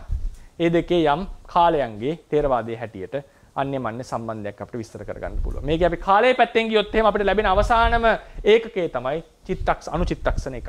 අනුචිත්තක්ෂණ. ඒක එකිනෙකට සමානයි කියලා කියන්න පුළුවන් අපිට. අදහස මොකද්ද? කාලය කියන සංකල්පයකින් තොරව යම් සිතක් හට ගන්න පටන් ගත්තා නම් ඒ වගේම තව සිතක් නිරුද්ධ වෙන්න පටන් ගත්තා නම් ඒ හටගෙන ඉවර වීමයි නිරුද්ධ වෙලා අවසන් වීමයි එකම වෙලාවට සිද්ධ වෙන්නේ. ඒ නිසා සිතක උපාදක්ෂණයයි භංගක්ෂණයයි සමානයි. අනිත් ක්‍රමයට ගත්තොත් ටිතික්ෂණයත් ඒ විදිහට විස්තර කරගන්න පුළුවන්. ඒ නිසා කාලයක අවශ්‍යතාවයක් ඉන්නේ නැහැ ථේරවාදීන්ට මේ ධර්මයන්ගේ පැවැත්ම විස්තර කිරීම සඳහා. ඊළඟට මේක ඊටාම ලහුයි, ඊටාම වේගවත් සිතේ කාලය කියන එක ඊටාම කෙටි කියලා තමයි බණ පොතපතවල තියෙන්නේ. ඉතින් ඒ නිසා ඒ අනුව ගත්තම රූපයත් ඊටාම වේගයෙන් බිඳෙනවා කියන එක තමයි මේකෙන් පැහැදිලි වෙන්නේ. ඒ නිසා අපේ තියෙන මේ නාම රූපය සනයක් පාසා සිඳි බිඳි යනවා. හරියට තලයට අවත් කළ කබලකට දැමූ තලයට පුපුරන්නාසේ. ඒක ඒ විදිහටම දකින්නට අවශ්‍යතාවයක් නැහැ. ඒ වේගයෙන්ම දකින්නට අවශ්‍යතාවයක් නැහැ. මේක විනාශ වෙන බව හරියට නුවණින් තේරුම් ගැනීමම විදර්ශනා නුවණින් නාම රූපය හොඳට පරිග්‍රහ කරලා නාම රූපය තේරුම් අරගෙන ඒක තේරුම් ගැනීම ප්‍රමාණවත් වෙනවා විදර්ශනාව ඇති කර ගැනීම සඳහා. ඒ නිසා මේක තමයි අපිට අදහස් කියන්නට තියෙන්නේ ථේරවාදයේ හැටියට රූපේ ආයුෂය පිළිබඳව තියෙන මත සහ ඒ සම්බන්ධයෙන් තියෙන සංඛ්‍යා තමයි අපි කතා කරේ.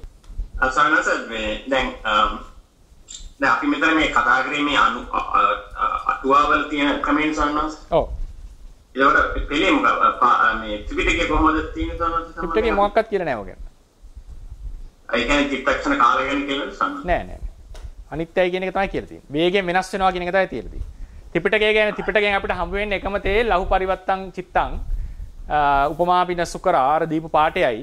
ඊට පස්සේ අර එක තැනක එනවා සිත රූපේ නිට්ටයයි කියලා හිතුවනම් මහණෙනි යමක් හිතා ගන්න හරි පුළුවන්. නැමෙයි නාමයට හිම හිතන එක ඊටත් වඩා බොළඳයි. ඒක තේරුමක් නැහැ. මොකද මේ රූපය කියන එක ඒ කියන්නේ රූපේ මේ ක්ෂණික පැවැත්ම නෙවෙයි. සාමාන්‍යයෙන් රූපය අර පවතිනවනේ සම්තතියක් ලෙස වෙනස් වෙන්නේ නැතුව ගොඩක් වෙලා. එහෙම තියෙනකොට රූපේ නිට්ටයයි කියලා හිතාගත්ත එක හොඳයි. සිත කියන එක රැය හිතන එක නෙවෙයි. උදේ හිතන්නේ උදේ හිතන එක නෙවෙයි රැය හිතන්නේ. මේ මොහොතක් පාසා වෙනස් වෙනවා. ඒ නිසා එහෙම කියලා කියනවා. ඊට පස්සේ රූපං අනිච්චං වේදනා අනිච්චා කියන පාඩ් එක තමයි අපිට හම්බ වෙන්නේ.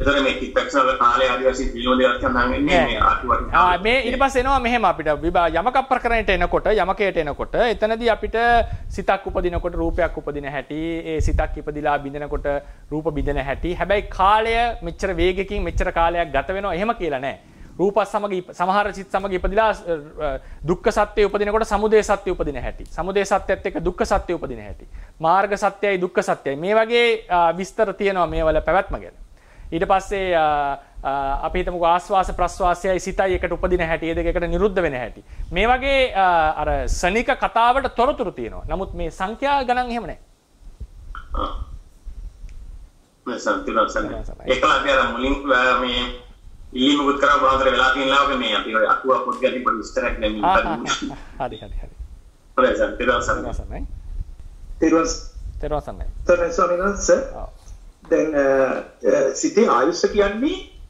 තිති අවස්ථාව කියලා ගන්න බැරිද? එතකොට චිත්තක්ෂණ 49ක් කියලා මට තේරුණේ නැහැ.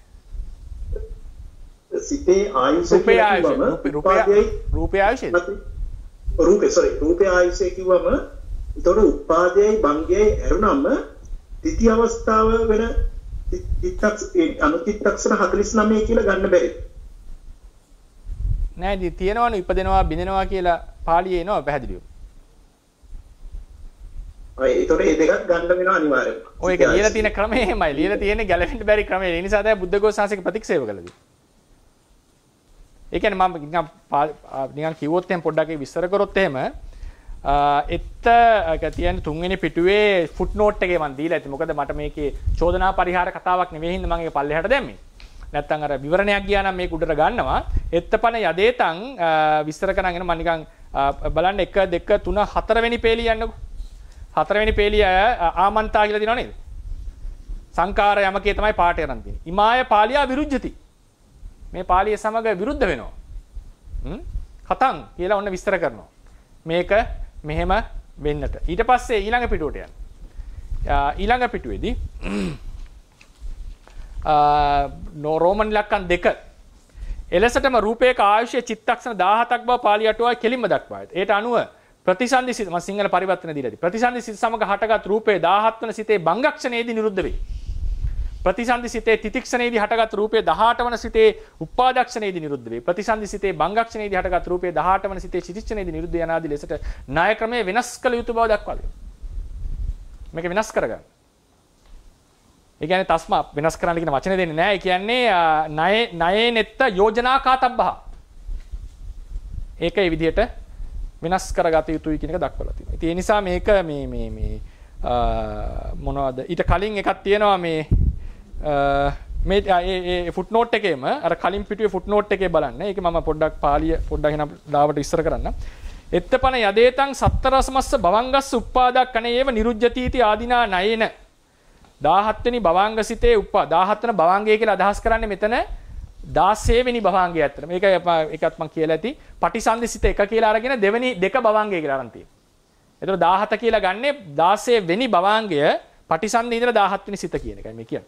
සතර සමස්ස භවාංගස් උප්පාදක් කණේ නිරුජ්ජති इति ආදිනා ණයේන 16 වෙනි එක 17 වෙනි සිතත් සමග නිරුද්ධ වෙනවා කියන ණයින් ඒකස්ස චිත්තස්ස උපාදක් කනේ uppannං රූපං අඤ්ඤස්ස උපාදක් කනේ නිරුජ්ජති इति අට්ඨකතාය ආගතත්තා උත්තා එක සිතක උපාදක්ෂණේ උපදින රූපේ තව සිතක උපාදක්ෂණේ නිරුද්ධ වෙනවා කියන එක මම කියලා තියෙන්නේ පුරාණ අටුවාවේ ආපු නිසාමයි මම මේක ලිව්වේ ඒක ලියන්න ඕන නිසා තං එය යස්ස සංඛාර කාය සංඛාරෝ නිරුජ්ජති තස්ස චිත්ත සංඛාරෝ නිරුජ්ජති इति ආමන්තාති සංකාර යමකේ එන යමෙකුට කාය සංකාරේ නිරුද්ධ වේද ඒ කියන්නේ ආස්වාස ප්‍රාස්වාසයේ නිරුද්ධ වේද ඔහුට චිත්ත සංකාරය නිරුද්ධ වේද කියලා වම ආමන්තා මොකද ආස්වාස ප්‍රාස්වාසය කියන්නේ චිත්තජ ධර්මයක් චිත්තජ රූපයක් ඒක උපදින සිතත් සමග ඒක සිතත් සමග ඉපදිලා සිතත් එක්ක සිතකුත් එක්ක නිරුද්ධ වෙනවා ඉමාය පාලියා විරුජ්ජති මෙම් පාලිය සමග ගැටෙනවා මේ පාලිය සමග විරුද්ධ වෙනවා ඒ කියන්නේ මේ පුරාණ අටුවා පාඨය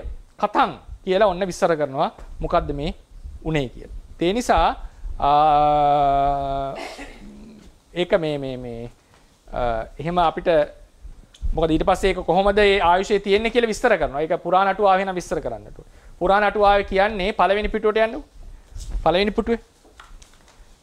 පිටුවේ මම දීලා ඇති රූපේ ආයුෂය පිළිබඳ පුරාණ අටුවා මතය කියලා නම්බර 46. ඒක තියෙනවා මැද එක. ඒක තමයි අර රූපේ දරන්තේව සෝලසිතානි උපජ්ජිතා නිරුද්ධය. දරනකොට 16ක් ඉපදෙන නිරුද්ධ වෙනවා. ඉතින් මුරටිකාචාර්යන ඒ බලන්නේ ඒ ඉන්වෙස්ටිගේෂන් එකේ උන්වහන්සේගේ මතය දරන්නේ උන්වහන්සේ රෝන්ලා තියෙනවා. උන්වහන්සේ කියනවා මේක ක්‍රම 4කට විස්තර කරන්න පුළුවන්. ඔබතුමා කිව්වා වගේ උපාදක්ෂණයයි භංගක්ෂණය ගන්න නැතුව ගත්තොත් මෙහෙම එනවා. උපාදක්ෂණය භංගක්ෂණය ඇතුළත් කරලා ගත්තොත් මෙහෙම එනවා. එහෙම කියලා උන්වහන්සේ ඒක විස්තර කළා. මම ඒක කලින් එහා පැත්තේ පිටු විස්තර කළා. ඊට පස්සේ කොහොමද පුරාණ අටුවාව කියලා තියෙන්නේ? පටමංහි දෙවනි ලයින් එකේ ඩොට් වලින් පස්සේ පටමංහි පටිසන්ධි චිත්තං පළවෙනි සිත පටිසන්ධි සිතයි. ဒ ුතියං භවංගං දෙවනිය භවංග.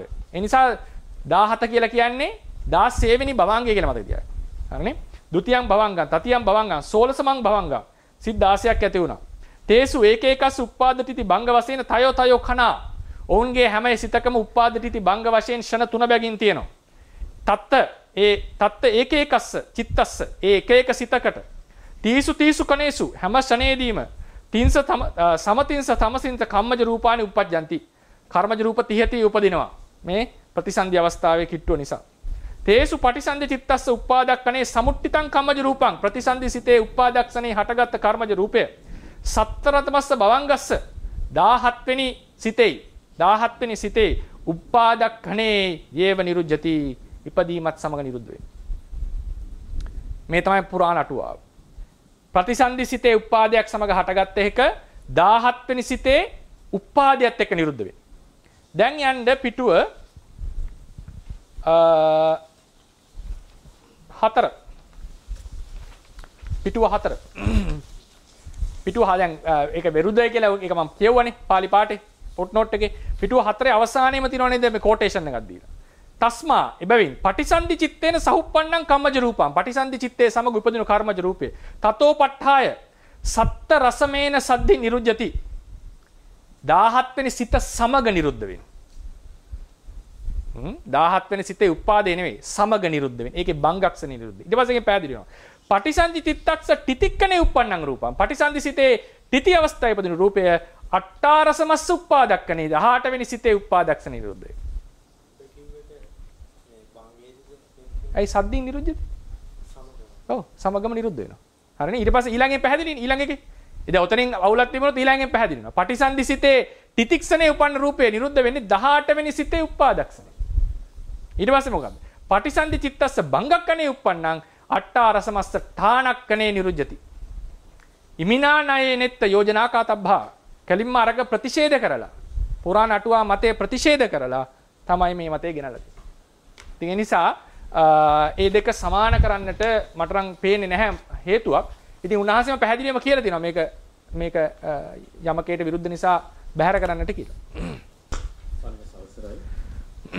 මට ප්‍රශ්නයක් තියෙනවා සවිනස දැන් මේ අපි මේ රූපය ආයශ ගැන කතා කරනකොට මූලාශ්‍රිතයක් කරගත්තානේ. ඔව්. පුරාණ අටුවා සහ ඒකට අපි පාවිච්චි කරන පාලි අටුවා ටික. ඔව්. සවිනස මේ දැන් මේ ඇහෙනවනේ මේක. කතා කරන මේ රූපය ආයශ සම්බන්ධයෙන් මේ මූලාශ්‍රිතයකට තව මූලාශ්‍ර මොනවද තියෙනවද? මේවට මූලාශ්‍ර. ඒ කියන්නේ මේවා පදනම් වෙච්ච මූලාශ්‍රය.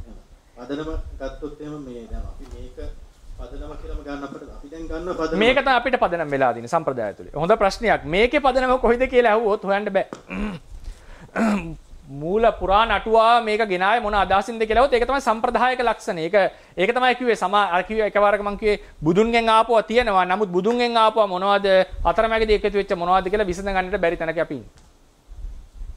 එතකොට මේක බුදුන්ගෙන්ම ආවා කියන මේ තොරතුරු බුදුන්ගෙන් ආවා කියලා නම් බුදුගෝසාංශ මේවා කරන්න දෙයක් නැහැ නේද පිළිගන්න වෙනවා. ඒකට විරුද්ධව යන්න බැරි වෙනවා. ඒ නිසා ඒක හැබැයි මැදති ආපු එකක් කියන එක තමයි බුද්ධඝෝසාංශිත විශ්වාස කළාදී. ඒකයි ප්‍රතික්ෂේප කළාදී. හැබැයි ඒකේ මූලාශ්‍රය කොහෙද කියලා කියා ගන්නට බෑ. ඊට පස්සේ 17ක් ගන්න හේතුව 17ක් ගන්න එකෙත් 17ක් ගුණයයි කියන එකට මූලාශ්‍රය නැහැ. සම්ඥාසද පාලි අටුවාවට කලින් පුරාණ ටිකක් මේ පුරාණ අටුවා තිබිලා තියෙනවා. ඔව්. එතකොට පුරාණ අටුවා මේ මතයද අපි පිළිගන්න ඕනේ නැත්නම් පාලි අටුවාවද? අපි දැන් වර්තමානයේ අපි දකින්නේ පාලි අටුවාව. ඔව්. පුරාණ අටුවාව අපි දැන් දකින්නේ නැහැ නේ ස්වාමීන් වහන්සේ. ඔව්. ඒකට පුරාණ අටුවාව මතයක් ඉදිරිපත් කරලා තියෙනවා මීට කලින්. ඔව් මීට කලින් බුද්ධ වචනේ බුද්ධ දේශනාව කියන එක. නමුත් බුද්ධ දේශනාව ගත්තට පස්සේ අපිට මේ තොරතුරු හම්බෙන්නේ නැහැ. මේ තොරතුරු හම්බෙන්නේ නැහැ. පැහැදිලි. බොහොම සංක්ෂේප වශයෙන් තමයි දකින්න තියෙන්නේ. එතකොට අපි ගත්තොත් පාලි අටුවාවට බොහොම මම හිතන දශක කීපයකට එහා වගේ පුරාණ ටීකා අපට හම්බෙන්නේ. පුරාණ අටුවාව. එතකොට අපි ගන්න තියෙන්නේ දැන් මේ අපි වර්තමානයේ පාවිච්චි කරන අටුවා මතයේමද නැත්නම් අපි පුරාණ ටීකා මේ අටුවා මතයටත් අපි ටිකක් තැන දෙන්න ඕනද? අනිවාර්යෙන් දැන් උදාහරණයකට බුද්ධඝෝෂ ස්වාමීන් වහන්සේ එක තැනක මම උදාහරණයකට කියන්නම් ප්‍රතික්ෂේප කරනවා ස්පර්ශය පුරාණ අටුවාවේ කියනවා ස්පර්ශය මුලින්ම දේශනා කරේ මේ පදනමේ ඉඳලා. උන්වහන්සේ කියනවා ඒක පිළිගන්නට බෑ. ඒක මෙහෙම හේතුවක් නෙවෙයි. පරමත්ත දීපනේ ලියන ලේඩි සෑඩෝ ස්වාමීන් වහන්සේ පුරාණ අටුවා මතය අරන් කියනවා මේ කරුණු නිසා මේ කතාව හරි. මේක සාර්ථකයි. ඉතින් ඒකෙදි ථේරවාද ක්‍රමවේදය කියන එක මම පෞද්ගලිකව දරන්නේ තියෙන එක විශ්වාස කිරීම නෙවෙයි. ඒක නෙවෙයි ථේරවාදීන්ගේ හැටි. ත්‍රිපිටකයත් එක්ක ගලපන්න පුළුවන් නම් හොයාගන්න පුළුවන් නම් ත්‍රිපිටකය එක්ක සංසන්දනය කළ යුතුයි. ඔය ලේඩි සෑඩෝ ස්වාමීන් පරමත් දීපනේ ලස්සන කතාවක් කියනවා. අටුවා මතයක් ප්‍රතික්ෂේප කරන්න එනවා නම් ඒක ගැබ්බෙන අදහස. ඒක ත්‍රිපිටකයෙන් ඔප්පු කරන්න පුළුවන් වෙනවා. ත්‍රිපිටකයේත් නැති අටුවාවේ පමණක් තියෙන තොරතුරක් ආවොත් ත්‍රිපිටකයත් එක්ක ගැටෙන්නේ නැතිනම් අටුවායේව අට කතායේව පමණක්. එතකොට අපිට අට කතාව පිළිගන්නට ඒක අට කතාව මත පිහිටන්නට පුළුවන්. මොකද ඒක කොහෙන්ද රිසෝස් එක ආවේ කියලාද හොයාගන්න බෑ. ඒක පදනමක් නැහැ. එතකොට ඒක ගැටෙන්නේ නැතිනම් යම් තාදුරට ගැටෙන්නේ නැතිනම් ඒ දැනුම වැදගත් නම් අපේ අවබෝධයට ඒක අපිට අරගන්නට පුළුවන්. ඒ නිසා අර කිව්වත් වගේ මොකද්ද පිළිගන්නේ කියලා අහුවොත් පැරණි දේ හරි කියන එක නෙමෙයි ථේරවාදීන්ගේ අදහස. ත්‍රිපිටකයක ගැළපෙන දේ හරි. එතකොට මේක ප්‍රතික්ෂේප කරන්න හේතුව පුරාණ අටුවාව බුද්ධඝෝෂ ස්වාමීන් වහන්සේ ත්‍රිපිටකයේ යමකයට නොගැලපෙනවා කියන එක. උන්වහන්සේගේ මතය. ඒක ඇත්තටම ගැළපෙන ක්‍රමයක් තිබුණාද නැද්ද කියන එක අපිට හිතන්න බෑ. එහෙනම් ඉතින් අපි කියන්න ඕනේ මේ ණය ක්‍රමයෙන් මේක ගැළපෙනවා. ඒ නිසා බුද්ධඝෝෂ වහන්සේ වැරදි. ඒ කියන්නේ පාලි අටුවාව වැරදි. කියලා අපිට කියන්න වෙනවා. ඉතින් ඒ නිසා අපේ ක්‍රමවේදය මම පෞද්ගලිකව දරන මතයක් ක්‍රමවේදය පැරණි දේ හරි කියන එක නෙවෙයි ත්‍රිපිටකය ඇවිල්ලා තියෙනවා ඒක විශ්වාසයේ තියෙනවා ථේරවාදීන්ගේ ඇතුලේ මේක සංරක්ෂණය වෙලා තිබුණා වෙනස් කරගන්න නැතුව ඒකත් වෙනස් කරා කියලා කිව්වොත් එහෙම එතකොට පදනමකුත් නැහැ. ඒතර වැඩක් නැහැ ඊට පස්සේ කතා කරන්න දෙයක් නැහැ සම්ප්‍රදායක් ඇතුලේ.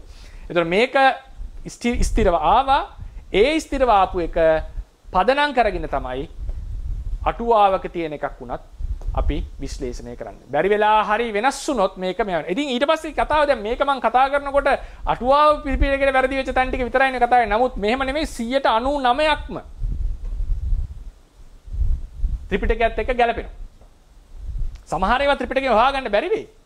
99%ක්ම ප්‍රතික්ෂේපිත නැහැ. 99%ක්ම ප්‍රතික්ෂේපිත නැහැ. ඒ නිසා මේකේ මම දකින්නේ පෞද්ගලිකව වෙන පැත්තක්.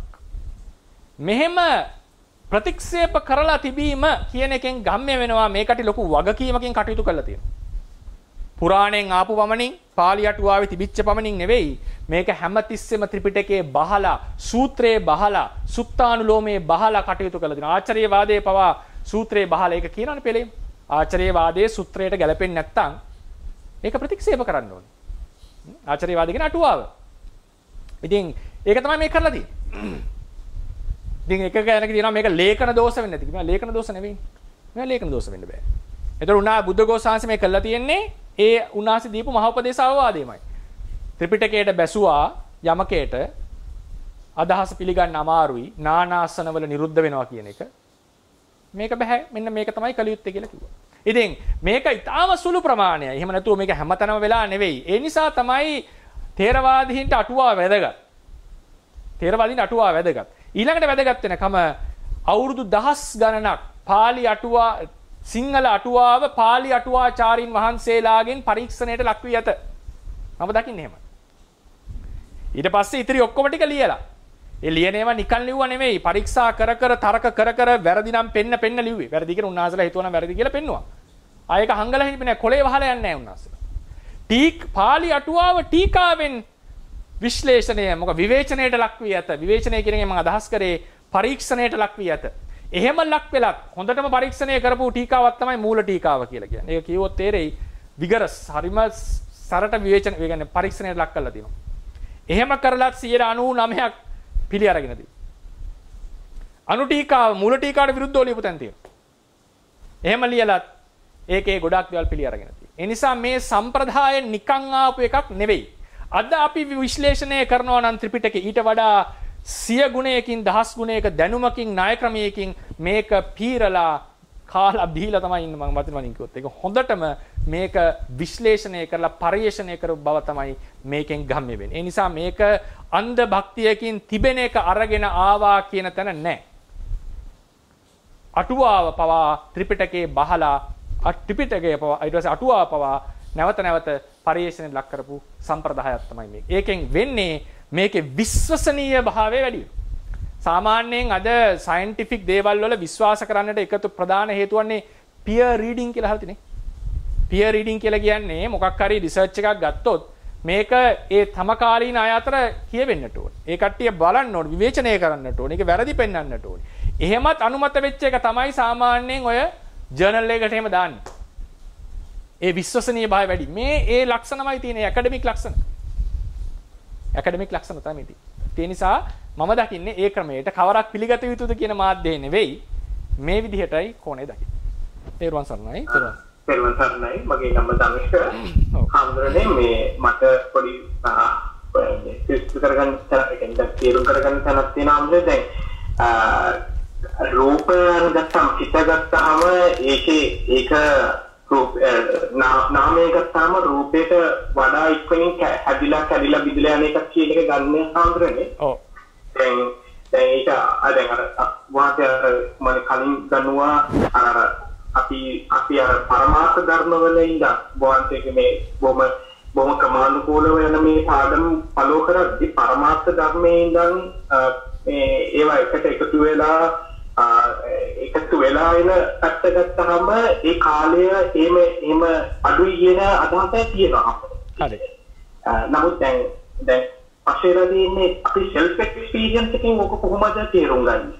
දැන් අපි දැන් උදාහරණයක් වශයෙන් දැන් ඕක ගන්න වෙන්නේ දැන් මට සමහරක් විතර උවහත්ම දෙන්නේ මට රෑ හිතෙන එක මට සමහරක් විට උදේට හිතෙන්නේ නැහැ. සමහරක් විට මට පැයකට කලින් හිතුන එක දැන් හිතෙන්නේ නැහැ.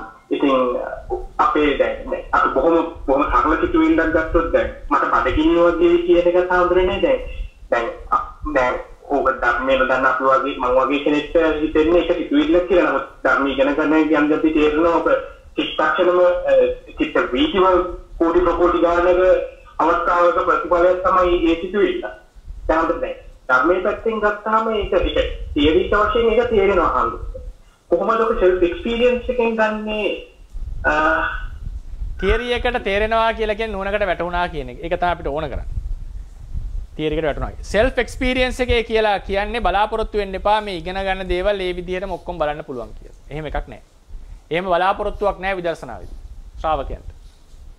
එහෙම බලාපොරොත්තුවක් නැහැ. ඒ නිසා ඒකේ සමහර දේවල් දැන් අපිට නුවණට වැටහෙනවනේ. මේක මෙසේ වෙන බව පේනවා. මෙසේ වෙන බව වැටහෙනවා. ඊට පස්සේ අපි විදර්ශනා කරගෙන යනකොට අපි කරන්නේ ටිකක් ඔච්චර ගැඹුරට යන්නේ නැහැ. අපි යම් උඩ මට්ටමකින් විදර්ශනාව කරගෙන යන්නේ. විදර්ශනාව කරගෙන යනකොට එතනදී මේ තියෙන දැනුම අපිට උපයෝගී කරගන්න පුළුවන් ක්‍රමවේද එනවා. එතකොට ඒක කියන්න වෙන්නේ ඒකයි මම කියන්නේ විදර්ශනාවේදී අර මයික්‍රොස්කෝප් එකකින් බලලා ඇතුලේ තියෙන සෛල සියල්ල බලන්න වගේ නාම රූපයෝ චිත්ත වීති ආදී බලනවා කියලා එකක් නැහැ. එම අවශ්‍ය නැහැ. එම කරන්න බෑ අතර. මේක කරන්නේ මානසිකාර කිරීම. ඒකට තියෙන පදනම තමයි මේ ආභෝධය. දැන් ඔබතුමාට තේරෙනවා නම් මේක මෙහෙමයි වෙන්නේ it makes sense. ඒක ප්‍රායෝගිකයි. මේක මෙහෙම වෙන්න සුදුසුයි. එහෙම වෙන බව තමයි වැටහෙන්නේ. මේක තාර්කිකයි. ඥානයට ගෝචරයි. මේක තමයි අපිට අවශ්‍ය ආභෝධය. මේ ආභෝධය මත පදනම් වෙලා ඊට පස්සේ ප්‍රත්‍යක්ෂ ආභෝධය කියන එක වෙනසක් තියෙනවා. නමුත් මේ ප්‍රත්‍යක්ෂ ආභෝධය මේ තරම් ගැඹුරට යන්න බෑ ශ්‍රාවකයන්ට. මේ හැබැයි ඒ ප්‍රත්‍යක්ෂ ආභෝධයේදී එදාට අපි කතා කරමු එක මේ දැනුම උපකාර කරගන්න පුළුවන් මානසිකාරයේ පැවැත්වීම සඳහා. එදාට අපි ඒක කතා කරමු ඒක කොහොමද මේ ප්‍රායෝගිකව දන්නේ සහ ඒක මත කොහොමද ශ්‍රද්ධාව නුවණ වැඩෙන්නේ කියන එක. ඒ නිසා මේ අපතේ යන දේවල් නෙවෙයි මේ කතා කරන දේවල් ඒකත් මතක තියාගන්න. දකින්න බෑ කියලා අර වෙන වෙලාවේ මයික්‍රොස්කෝප් එකකින් දකින්න එක නෙවෙයි මේ මානසිකාරයට ඉතාම වැදගත්. හැබැයි ඒක එන්නට තියෙන ප්‍රධානම දේ තමයි ඔය අවබෝධය. දැන් Tamanට තේරෙනවා නම් මේක make sense මේක වැටහෙනවා කියලා. ඒක ශ්‍රද්ධාව මුලදී මිශ්‍ර වෙනවා තමයි. තියෙන හින්දා පිළිගන්නවා කියන එක ඇති සමහරව. නමුත් අපිට ඒකේ යමක් ඒ කියන්නේ මේක එකපාර ප්‍රතික්ෂේප කරන්න හිතෙන්නේ නැහැ. මේක යම් අර්ථයක් ගැඹුරක් තියෙන බව වැටහෙන්න පටන් ගන්නවා. ඒ භව තමයි අපිට අවශ්‍ය වෙන්නේ මුලින්ම ඉගෙන ගන්නකොට. ඒක තිබුණා කියන්නේ ඉදිරියේදී ගමන යන්නට පුළුවන්. තෙරුවන් සරණයි. ලක්ෂ්මන් කියලා කෙනෙක් කතා කරන්නේ. තෙරුවන් සරණයි.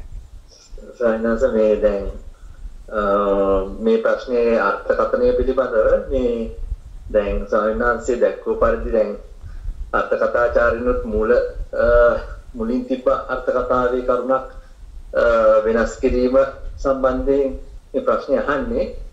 ඒ කියන්නේ දැන් ඔය චිත්ත වීති සම්බන්ධයෙන් වෙනසක් දක්වලා තියෙනවා සයන්ස රූපේ ගැන.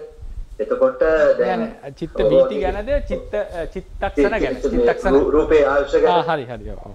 එතකොට සයන්ස දැන් කාලේ මේ ලංකාවේ තියෙන දෙයක් තමයි මේ සූත්‍රය විතරක් අරගෙන සූත්‍රය වලින් කරුණු දක්වලා අභිධර්මයේ පිටකය පවා වැරදි බව සමහර දේශකයන් වහන්සේලා දක්වනවා මේ අද කාලේ. එතකොට මේ සූත්‍ර අධ්‍යයනයක් නැතුව අභිධර්මයේ අතුගාතිකා අධ්‍යයනයක් නැතුව එහෙම කරුණු දක්වනවා මේ තැන් වැරදි මේ සූත්‍රයට අනුව මේ මෙතන අර්ථකථා වැරදි කියලා. එතකොට ස්වාමීන් වහන්සේ මේ දැන් ගිහි කට්ටිය වශයෙන් අපිට මේ ගිහි කට්ටියට ප්‍රශ්නයක් එනවා දැන් මේ නිවැරදිව දේශනා කරන්නේ කවුද කියන ප්‍රශ්නේ. එතකොට ස්වාමීන් වහන්සේ පොඩ්ඩක් ඒක ගැනත් මේ කරුණු කීපයක් කියනවා නම් මේක අපි කෙසේද මේක හදාරිය යුත්තේ. එතකොට මේ සූත්‍ර කීපයක් හදාarලා දක්වන විවේචනයන් කෙසේද අපි මේ ප්‍රතික්ෂේප කිරීම හෝ පිළිගැනීම කළ යුත්තේ කියලා දක්වනවා නම් සයන්සේ බොහොම පළවෙනි එක එහෙම ප්‍රතික්ෂේප සාර්ථකව ප්‍රතික්ෂේප කරනවා මම බලන්න කැමතියි මොකක්ද ඒ අදහස කියලා. එහෙම සූත්‍රයෙන් අභිධර්මයේ ප්‍රතික්ෂේප කරන්න පුළුවන් කියලා කවුරු හරි කියනවා නම් ඒක ලොකු කතාවක්. එහෙම ප්‍රතික්ෂේප කළ බවක් හෝ කරන්න පුළුවන් බවක් කියනවා නම් මම පෞද්ගලිකව කැමතියි ඒක කොහොමද වෙන්නේ කියලා බලන්න. ඊතරම් ඒක සාර්ථකව ප්‍රතික්ෂේප කරාකුවොත් ඒක හිතා ගන්න අමාරුයි. ඒක එතකොට ඉතින් ඒක පිළිගත්ත සහ ඒක මොකද විගරස්නේ දැන් මේ විගර දාන්න එපයි මේකට දාලා ත්‍රිපිටකයම පිරන්න එපයිද? ඒ කොහෙන්ද කැඩෙන්නේ කොහොමද බිඳෙන්නේ ඊට පස්සේ ඒකේ පදනම ෆන්ඩමෙන්ටල් එක මොන පදනමෙන්ද සූත්‍රය විස්තර කරේ මොකක්ද ඒකේ අර්ථය පාලිය කොහොමද විස්තර කරේ ඒක ලේසි නෑ. ඒ ප්‍රකාශනයම මම අහනවා කවුද කරේ කොහොමද කරේ මොන පදනමෙන්ද කරේ එතකොට ඒක අර්ථය ගත්තේ කොහොමද ඊට පස්සේ ඒකේ අවිධිකරණය මොකද්ද ඒ පදයක් විස්තර කරනකොට ඒක අනිත් පදයක ගැලපෙන අනිත් සූත්‍රයක ගැලපෙන හැටි ඉතින් එහෙම නිකන් සූත්‍රයක් අරන් අභිධර්මයේ ප්‍රතික්ෂේප කරනවා ඊට පස්සේ අභිධර්ම පිටකයේ සම්පූර්ණයෙන් අධ්‍යයනය කරලා තියෙන වෙනවා එහෙම නම් ප්‍රතික්ෂේප කරන්නේ ඒ නිසා ඒ ප්‍රකාශනය මම දකින්නේ ඉතින් බලන්න වෙනවා ඉතින් කොහොමද ඒක කරේ ඊට පස්සේ අනිත් පැත්තෙන් එනවා ඒතකොට එහෙනම් ඔබ වහන්සේ කියන එකත් එහෙමනේ කියලා ප්‍රශ්නයක් එන්න පුළුවන් ඉතින් ඒකට තමයි මේ අධ්‍යාපනයේ තියෙන්නේ ඒකට තමයි අධ්‍යාපනයේ තියෙන්නේ ඉතින් ඒ නිසා මේකට කෙටි උත්තරයක් ලැබෙන්න බෑ මේකට ලැබෙන මගෙන් පෞද්ගලික ලැබෙන උත්තරය මේ තමයි තේරවාද ඉස්සලා තේරවාද ඉගෙන ගන්න තේරවාදය කියලා කියන්නේ ත්‍රිපිටකය විස්තර කරපු ක්‍රමවේදයක් ඉතින් මේ තේරවාදයේ පදනම් සහිතව ඉගෙන දැන් මේක ප්‍රතික්ෂේප කරා කියන එකෙන් මම නිතර කියන්නේ ඒකයි මේක ප්‍රතික්ෂේප කරා කියන එකෙන් මුළු අටුවා ප්‍රතික්ෂේප වුණා නෙවෙයි මූල අටුවාම තමයි පුරාටුව තමයි ලියලා තියෙන්නේ ඉතින් යමක් ප්‍රතික්ෂේප කරනකොට නිකන් නෙවෙයිනේ ප්‍රතික්ෂේප කරන්නේ සකාරණවනේ හේතු යුක්ති සහිතවනේ මේ යමකේ මේ පාඩේ නිසා මම මේ පාඩේ විස්තර කරේ නැත්තේ මොකද මේ පාඩේ විස්තර කරා නම් ආධුනිකව ඉන්නවා නම් කවුරු හරි තේරෙන්නේ නැහැ පාඩේ විස්තර කරොත් මොකද්ද මේ කියන්නේ කියලා. ඒක කියන්න චිත්තජ රූප ඒ ඔක්කොම ටිකේ දැනුම තියෙන්න ඕනේ. එහෙමනම් මම මේ ගේන්න ඕනේ රූපේ පාඩේ මේ අවසානට නම් විස්තර කරා නම් යම් මොන්න දැනුමක් එයි හරි. ස්වාමීන් කියන එකේ අදහස පැහැදිලියි කියලා. ඉතින් ඒ නිසා මේක ප්‍රතික්ෂේප කළ තියෙන නිකන් නෙවෙයි මහත්මයා. ඉතින් ඒ නිසා ඒ වගේ මහා සාගරයක් බඳු සාහිත්‍යයක යම් කිසි දේවල් අඩුපාඩු හේතු යුක්ති සහිතව පෙන්වා තිබීම කියන එකම මට නම් ඒක සම්බන්ධයෙන් විශ්වාසයක් ඇති වෙන්නේ. මොකද ඊළඟ කරුණ ඒ කෙනා ඒක ප්‍රතික්ෂේප කරලා ඒ කරුණ අනිත් 99.9ම පිළි අරගෙන තියෙනවා. ඒක විස්තර කරලා තියෙනවා. එතන මට පේන්නේ ඒක අන්තයකට ගිහිල්ලා නැහැ, අගතියකට ගිහිල්ලා නැහැ. මේක අපේ සම්ප්‍රදාය කියලා අල්ලගෙන නැහැ. ඒක දැන් අභිධර්ම පිටකේ සම්පූර්ණයෙන් ප්‍රතික්ෂේප කරනවා කියන එක ඉතින් ඒක සුළු කතාවක් නෙවෙයි. ඒක මහා කතාවක්. ඒ වගේ කතාවක් ඉතින් ඒ කියන්නේ ඒක මහා ප්‍රඥෙක් වෙන්න වෙනවා. මම කැමතියි දකින්න එහෙම කෙනෙක් ඉන්නවනම් ඒක කරුණා. ඉතින් මේ මොකද්ද ඉතින් ඒ නිසා මේක ප්‍රතික්ෂේප කරලා තියෙන්නේ මේ ආචාර්යයන් වහන්සේලාගේ දැනුම සුළුයි කියලා හිතන්න එපා. ත්‍රිපිටකයම අධ්‍යයනය කරපු අර්ථ කතා ක්‍රමයේ ණය ක්‍රමයේ අධ්‍යයනය කරපු පිරිසක්. ඒතකොට අහන්න පුළුවන් අපිට ගිහියෑ වශයෙන් ඔක්කොම අධ්‍යයනය කරන්න බෑ මොකද්ද කරන්න බෑනේ කියලා. ඒ නිසා තමයි මේ වැඩසටහන ආරම්භ කරේ. මේ වැඩසටහනේ ආරම්භ කරේ දැන් මේ වාද විවාද සහිතව මේ අදහස් එහෙම දක්වමින්ම මේ කතාව යන්නේ ඉස්සරහට ගියාම මේකේ තියෙන සම්බන්ධතාවය පේන්න පටන් ගනී වැටහෙන්න පටන් ගනී. කොහොමද මේක එකිනෙකට දැලක් වගේ ඇමිනිලා තියෙන්නේ කියලා. සූත්‍රයක් කොහොමද විස්තර වෙන්නේ? සූත්‍රයක් කොහොමද විස්තර කිරීමේ පදනම? ඊට පස්සේ කොහොමද ඒක විදර්ශනාවට සම්බන්ධ වෙන්නේ? තේරවාදීන්. ඔය නිකන් කියන විදර්ශනාව නෙවෙයි. දැන් කියනවා වෙන්න පුළුවන් ඔක්කොම පොත් අරලා කැලේට ගිහලා භාවනා කරන්න. ධර්මයේ Taman ළඟට එයි. හිත දිහා බලන් ඉන්න. මේවා නෙවෙයි තේරවාද විදර්ශනා කියලා කියන්නේ. ඒවා එක එක ස්වාමීන් වහන්සේලා කියන අදහස්. ඒවා මේ විදර්ශනාවක් කියලා ඒ තේරවාදී විදර්ශනාවට යන්නේ නැහැ. ඉතින් තේරවාදී විදර්ශනා ඉගෙන ගත්තම තේරෙනවා කොච්චර මේක එකිනෙකට ගැලපෙනවද කියලා. එදාට පැහැදිලි වෙනවා. ඉතින් තේරවාදී විදර්ශනාවට ගැලපෙන්න තේරවාදය ඇතුලේ මේ කතා කරලා ඇති. තේරවාදය අනුව. ඉතින් ඒ නිසා ඒක තමයි මගේ යුතුයකම තේරවාදය උගන්වන එක. ඉතින් ඒ නිසා මේක හරි අරක වැරදි කියන එක නේ මට කියන්න පුළුවන්. මේ දේශනාව තේරවාදද නැද්ද කියන එක මට උත්තරේ දෙන්න පුළුවන්. කවුරු හරි කෙනෙක් කියලා තිබ්බොත් මෙහෙමයි විදර්ශනාව වඩන්නේ කියලා බය නැතුව කියන්න පුළුවන්. ඔක තේරවාද ණයද නැද්ද? තේරවාදයේ ඇතුළත්ද නැද්ද? හැබැයි තේරවාදයේ ඇතුලේ මතිමතාන්තර තියෙනවා. ඒ මතිමතාන්තර දැන් මේක චිත්තක්ෂණ 16ද 17ද උනේ කියන එක මතයකට එන්න වෙනවා. ඒක කතාව හරි. නමුත් ඒ ස්වාමීන් වහන්සේව තේරවාදියෙක් නෙවෙයි කියන්නේ හේතු නෑ. මොකද මේ හැමෝම කතා කරන මූල ටීකාචාර්යන් වහන්සේ කතා කරන විදර්ශනාවත්, බුද්ධඝෝෂ වහන්සේ කතා කරන විදර්ශනාවත්, පුරාණටුවාය කතා කරන විදර්ශනාවත්, ධම්මපාල වහන්සේ කතා කරන විදර්ශනාවත්, අද කාලේ රේරුකාණි වහන්සේ කතා කරන විදර්ශනාව ඔක්කොම එකයි. ඒ නිසා මේකේ බල්ක් එකක් ලෙස ගත්තම හරි මොකද්ද සිකියුර් ට්‍රැඩිෂන් එකක් මේක. ඒක මට කියන්න වෙනවා. ඒ කියන්නේ ඒක හරි එදත් මම කියවනේ ඒක සාර්ථක දර්ශනයක්. හැබැයි මේක හරි මේක පිළිගන්න මේක වැරදි මේක මේවයි කියන එක මගේ යුතුයකම නෙවෙයි. මම කියන්නේ ඉතින් සමහර තැන්වල මම කියනවා මේ දැන් ලෝකය ගැන කතා කරනකොට සංඛ්‍යා ගැන කතා කරනකොට ඊයේත් අපි කතා කරේ. මම කිව්වා මේක අද කාලේ බැලුවොත් මේ ප්‍රශ්න තියෙනවා. ඒකත් අපි අවංකව කියන්න බෑ. තේරවාදියෙක්ගේ තියෙන ලක්ෂණයක්. තේරවාදයේ කතා කරනකොට තියෙන ලක්ෂණයක් තමයි අවංකකම. ඉතින් ඒ නිසා ඒකට උත්තරේ වෙන්නේ ක්‍රමානුකූලව ඉගෙන ගන්න තේරවාදී ඉගෙන ගන්න අවශ්‍ය නම් ක්‍රමානුකූලව ඉගෙන ගන්න විදර්ශනාව දක්වාම ඉගෙන ගන්න එදාට තේරෙයි මොකක්ද අපි ගත යුතු පාර කියලා. ස්වාමීන් වහන්සේ තෙරුවන් සරණයි. මම සිරිල් කියලා කෙනෙක් කතා කරන්නේ. මම මේ තේරවාදයට විරුද්ධව අදහස් ප්‍රකාශ කිරීමක් නෙවෙයි ස්වාමීන් වහන්සේ. ඒ කියන්නේ සමා වෙන්න. නමුත් බුද්ධඝෝෂ අටුවාචාරින් වහන්සේ ඔය මේ විනාශ කරා කියන වචනේ කියන්න එපා. ඔව්. ඒ මොහොතටව මිහිඳු මහ රහතන් වහන්සේ ගෙනාපු එකක් නේද ස්වාමීන් වහන්සේ? ඒකේ වැරද්දක් තියෙන්න බෑ නේද ස්වාමීන් වහන්සේ? එහෙම කියන්නේ. එහෙම වුණොත් ඉලාවෙනකම ආපු බුද්ධ දර්ශනයත් වැරදි වෙන්න ඕන. ඇයි එකක් වැරදිච්ච පමණින් ඔක්කොම වැරදි කියන්නේ මොන පදනමෙන්ද? එහෙමයි ස්වාමීන් වහන්සේ. එහෙම නෙවෙයි. නමුත් මම අදහසක් ඇයිද ප්‍රකාශ කරේ ඒක අනිත් එක ස්වාමීන් වහන්සේ මේ දැන් බුද්ධඝෝෂ ස්වාමීන් වහන්සේ අත් වශයෙන්ම පාලි වගේම සංස්කෘත දර්ශනයත් හොඳට ආගම භාෂාවත් හොඳ දන්න කෙනෙක්. ඊට අමතරව ඔය විසුද්ධි මග්ගයට ඉස්සෙල්ලා විමුක්ති මග්ග කියලා සංස්කෘතයෙන් පොතක් තිබිලා ලියලා තියෙනවා. ඒකත් බොහෝ දුරට මම ඔබ වහන්සේ දන්නවා. ඒකත් විසුද්ධි මාර්ගයට හා සමානව පොතක්. ඉතින් ඒක මම මෙතන ස්ථාපිත කරන්න බුද්ධඝෝෂාචාර්යන් වහන්සේ උත්සාහ ගත්තද කියලා සැකයක් තියෙනවා. අනිත් එක බුද්ධඝෝෂ ස්වාමීන් වහන්සේ රහතන් වහන්සේ කෙනෙක් නොවන බවත් ඔය විදිහට අටුවාව විනාශ කිරීම සාධාරණද ස්වාමීන් වහන්සේ කියලා මම වාසික අහන්න කැමතියි. බොහොම පින් ස්වාමීන් තෙරුවන් සරණයි. ඒකෙදී පළවෙනි දේ එක මතයක් වෙනස් වෙච්ච පමණින් සියල්ල අයින් කරනවා කියන එක මං හිතන්නේ ඥානවන්ත ක්‍රමයක් කියලා. ඒක මම එහෙම දරන්නේ නැහැ. ඊට පස්සේ ඒක මට නම් එහෙම තේරෙන්නේ නැහැ මේක. ඊළඟට රහතන් වහන්සේලා ලියපු දේවල්. රහතන් වහන්සේ කියන්නේ සර්වඥ නැහැනේ. රහතන් වහන්සේ සර්වඥ නැහැ. අපේ සම්ප්‍රදායේ ඉඳලා තියෙනවා බුද්ධඝෝෂ ස්වාමින් වහන්සේම රහත්යයි කියපු කෙනෙක් මහා සීව මහරහතන් වහන්සේ. මේ මහා සීව මහරහතන් වහන්සේ උන්වහන්සේ රහත් වෙන්නේ අවුරුදු 90න්. ඊට කලින් උන්වහන්සේ අවුරුදු ගාණක් උගන්වනවා. උන්වහන්සේ අටුවාචාර්යින් වහන්සේ කෙනෙක් බඳුයි. ඉතින් උන්වහන්සේ දැන් අපි හිතමු දැන් මෙහෙම හිතන්න පුළුවන් නේ. රහත් වුණාට පස්සේ අදහස වෙනස් වුණාද කියලා කිව්වොත් එහෙමනම් උන්වහන්සේ යුතුයකම තියෙනවා රහත් වෙච්ච ගමන් මම මේ කියපු අදහස වැරදි මේක වෙනස් කරගන්න කියලා කියන එක.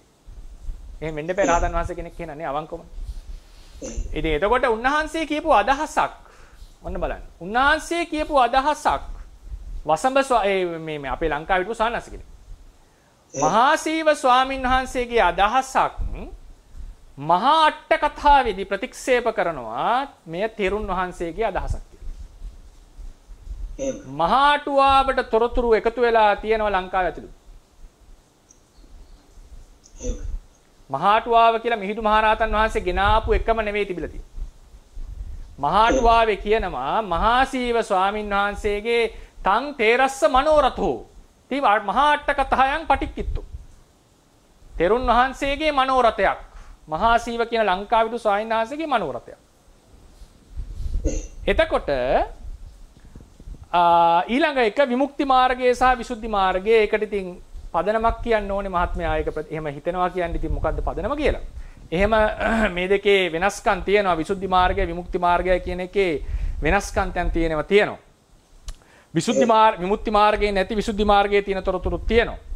ඉතින් ඒක දැනට ඒකේ ඔරිජිනල් සෝස් එක නෑ. ඒක චයිනීස් ට්‍රාන්ස්ලේෂන් එක ඉංග්‍රීසි වලට ට්‍රාන්ස්ලේට් කරලා තියෙනවා. විමුක්ති මාර්ගය කියන එක. ඒ ඉතා වටිනා තොරතුරු ගොඩක් තියෙනවා විමුක්ති මාර්ගය. ඒක උපතිස්ස කියලා ස්වාමීන් වහන්සේ කෙනෙක් ලිව්වා කියලා කියන්නේ. සාමාන්‍ය. සමහරව අදහස් කරනවා අබේගිරි වාසීන්ගේ විදර්ශනා ක්‍රමය වෙන්නේ නැති කියලා. නමුත් බොහෝ සෙයින් සමාන ලක්ෂණ තියෙනවා. ඉතින් බුද්ධඝෝෂ ස්වාමීන් වහන්සේ පුරාණ අටුවා වෙනස් කරා කිව්වොත් මම ඒකට එකඟ නැහැ අටුවාව අධ්‍යයනය කරන කෙනෙක් වශයෙන්. පැහැදිලිවම මේක තමයි පුරාණ අටුවා විවාදය. මේකයි නියුත්තේ කියලා කියනවා නම් මේක වෙනස් කිරීමක් නෙවෙයි අදහස් දැක්වීමක්. වෙනස් කරනවා කියලා කියන්නේ තියෙන තොරතුරු මකලා කාටවත් පේන්නේ නැති විදිහට ලියන එක. එහෙනම් පුරාණ අටුවාවේ මොකක්වත් වැරදි පෙන්වන්න ඕනේ නැහැ උන්වහන්සේට. ඒ නිසා ථේරවාද සම්ප්‍රදාය යනු බුද්ධඝෝෂ ස්වාමින් වහන්සේ කියලා කියන්නේ අටුවා විකෘති කරපු කෙනෙක් නෙවෙයි. මේක බය නැතුවම කියන්න පුළුවන්. සංස්කෘත දැනුම තිබුණු පමණින් සංස්කෘත දැනුම තියෙන එක හොඳයි. එතකොට තමයි පුළුල් දැනුමක් පුළුල් අවබෝධයක් වෙන්නේ. බොහෝ රහතන් වහන්සේලාට තිබිලා තියෙනවා වේදේ පිළිබඳව දැනුම. ඒ නිසා තමයි හොඳට සාර්ථකව කතා කරන්න පුළුවන් වෙලා තියෙන්නේ, වාද කරන්න පුළුවන් වෙලා තියෙන්නේ. ඊළඟට රහතන් වහන්සේලා මම තව කතාවක් කියනවා. එකක් තියෙනවා මහා පච්චරිය කියලා අටුවාව. මේ මහා පච්චරිය කියන අටුවාව ලිව්වා කියලා අපේ අටුවාවේ එන්නේ අටුවාවෙම කියනවා මේක ලියන්නේ රහතන් වහන්සේලා පිරිසක් ඔරුවට නැගලා ඉන්නකොට බැමිණි තියාසෑය කාලෙදී විනය අටුවාව. මේ අටුවාව වෙන සමහරව බුද්ධඝෝෂ සාසි ප්‍රතික්ෂේප කරනවා. බුද්ධඝෝෂ සාසි ප්‍රතික්ෂේප කරනවා කියන එකේ තේරුම උන්වහන්සේගේම අදහසක් නෙවෙයි. ඒක මහා විහාර සම්ප්‍රදායේ ප්‍රතික්ෂේපිත වෙනවා. උන්වහන්සේට හිතු මතේ ලියන්න ලැබෙන්නේ නැහැ. උන්වහන්සේ ලියන දේවල් පරීක්ෂණයට ලක් වෙනවා. මේකම අපි හොඳටම භික්ෂු සංඝයා අතර අපි දන්නවා භික්ෂු සංඝයා අතර යමක් ලියුණා නම් ඒ කට්ටිය අපි ඒක එහෙම නිකන් ඉඩ දෙන්නේ නැහැ යන්න. ඊට පස්සේ ඒක පුරාණ ටීකා වලින් විශ්ලේෂණයට ලක් වෙනවා. ඒ නිසා බුද්ධඝෝෂ සාංශේ විකෘතියක් කරා කියමුකෝ කවුරු හරි හිතුවගෙන පදනමක් මට කිසිම පේන්නේ නැහැ. ඒකට සැකයක් උපදින්න ක්‍රමයක් පේන්නේ නැහැ. ඒක සැක කරන්න නම් හේතුවක් තියෙන්න එපයි. මේ නිසයි මම සැක කරන්නේ මේ නිසා කියලා. මේක විකෘතියක් නෙමෙයි මේක ලස්සන ස්කොලර්ලි වැඩක්. මේ නිසයි මම පිළිගන්නේ නැත්තේ. හේතු යුක්ති සහිතව ත්‍රිපිටකයෙන් අරන් පෙන්නන්නේ. බුද්ධඝෝෂ සාංශයක පෙන්වුවේ නැත්නම් උන්වහන්සේ තමයි ලොකුම හානිය කර දෙන්නේ තේරවාදයට.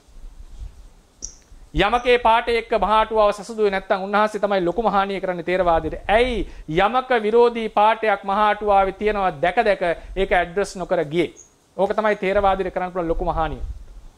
ඒ නිසා බුද්ධඝෝෂ සාංශය මේ කරලා තියෙන්නේ තේරවාදයට ලොකු යහපතක්. නිකන් නෙවෙයි මේ පාඩේ ගෙනත් තියෙන හිතුමතේ නෙවෙයි.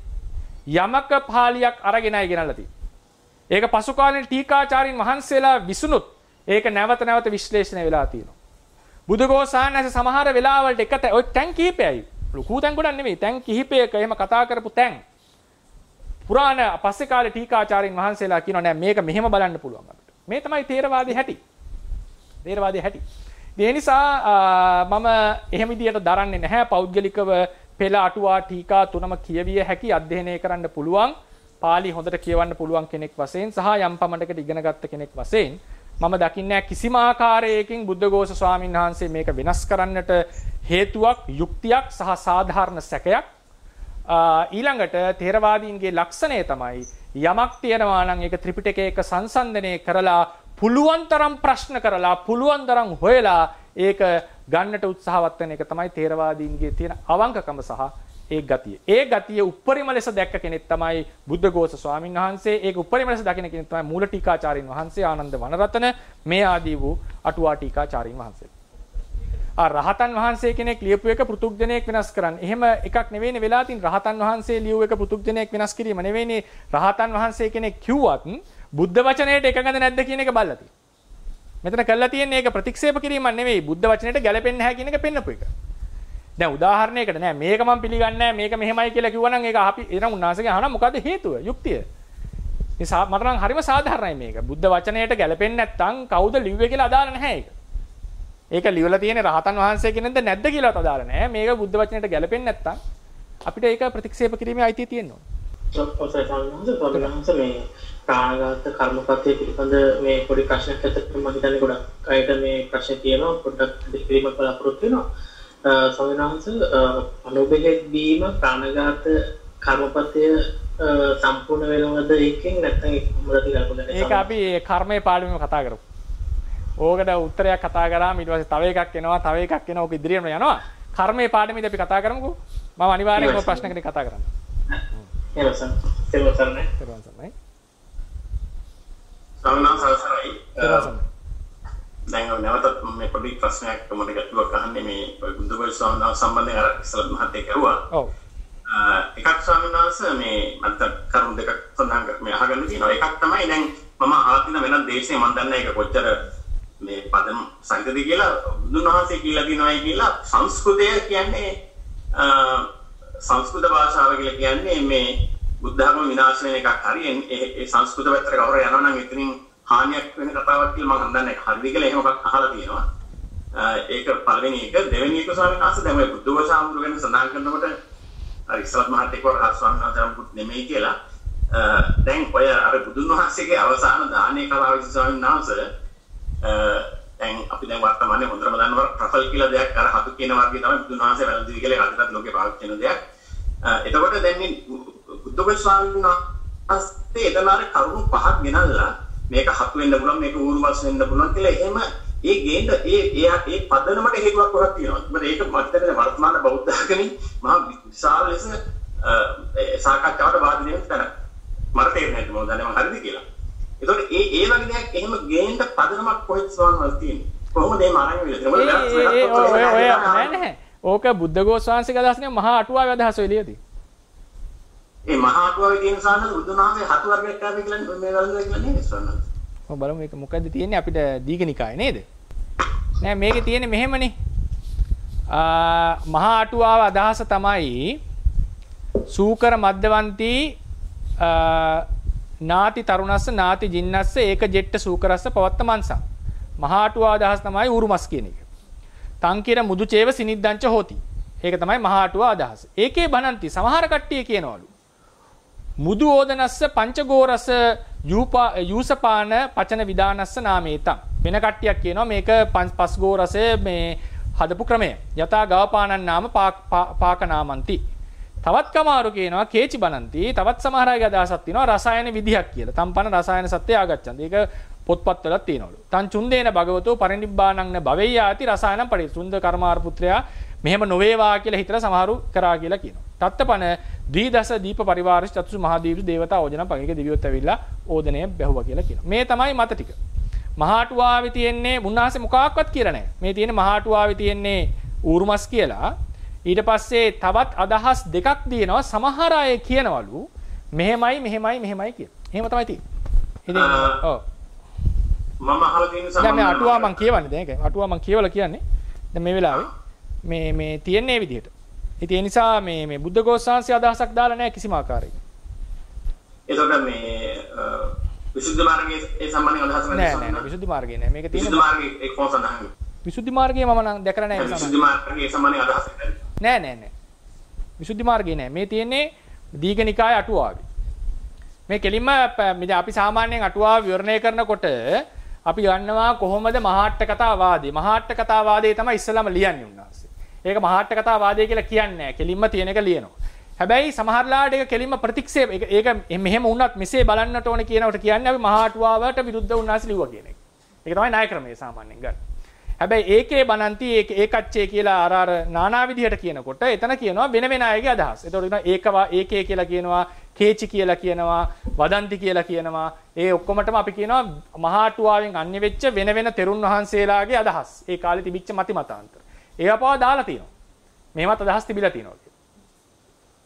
ඉතින් ඒකෙන් ගම්මේ වෙන්නේ මොකක්ද ඒකෙන් ගම්මේ වෙන්නේ? තව මං උදාහරණයක් මහාටුවාවේ තිබිච්ච එක බුද්ධ වචනයක් නම් ඒකේ බණන්ති කේචි බණන්ති දාන්න ඕනේ නැහැ. කෙලිම අරගෙන විතර ලියන්නේ.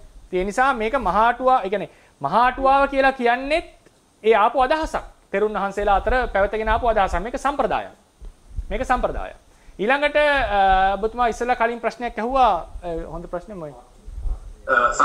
සංස්කෘත භාෂා. ඒ සංස්කෘතයේ මහත්මයා වෙන්නේ මෙහෙමයි. එතනදී බ්‍රාහ්මණ කුලයෙන් පැවිදි වෙච්ච ස්වාමීන් වහන්සේලා දෙන්නෙක් බුදුරජාණන් වහන්සේ ගාවට ගිහිල්ලා කියනවා මේක ඡන්දසට නගමු කියලා. ඡන්දසට ගන්නවා කියලා කියන්නේ මේ අර ශ්ලෝක වලට ගමු කියලා. ශ්ලෝක වලට. එතකොට සංස්කෘත භාෂාව කියන එක ඒ කාලේ තිබිච්ච උගතුන් අතර නිකන් අර ක්ලාසිකල් භාෂාවක් එතන තිබිලා තියෙනවා. ඉතින් ඒ ක්ලාසිකල් භාෂාවට ගත්තම මේක ලස්සනයි, මේකේ උච්චාරණය හොඳයි. මෙන්න මේ කියන අදහස් තමයි තිබිලා තියෙන්නේ බ්‍රාහ්මණ කුලයෙන් පැවිදි වෙච්ච ස්වාමීන් වහන්සේලාට. ඊට පස්සේ බුදුරජාණන් වහන්සේ කියනවා නෑ අනුජානාමි භික්කවේ සකාය නිරුත්තිය ධම්මං පරියාපමි.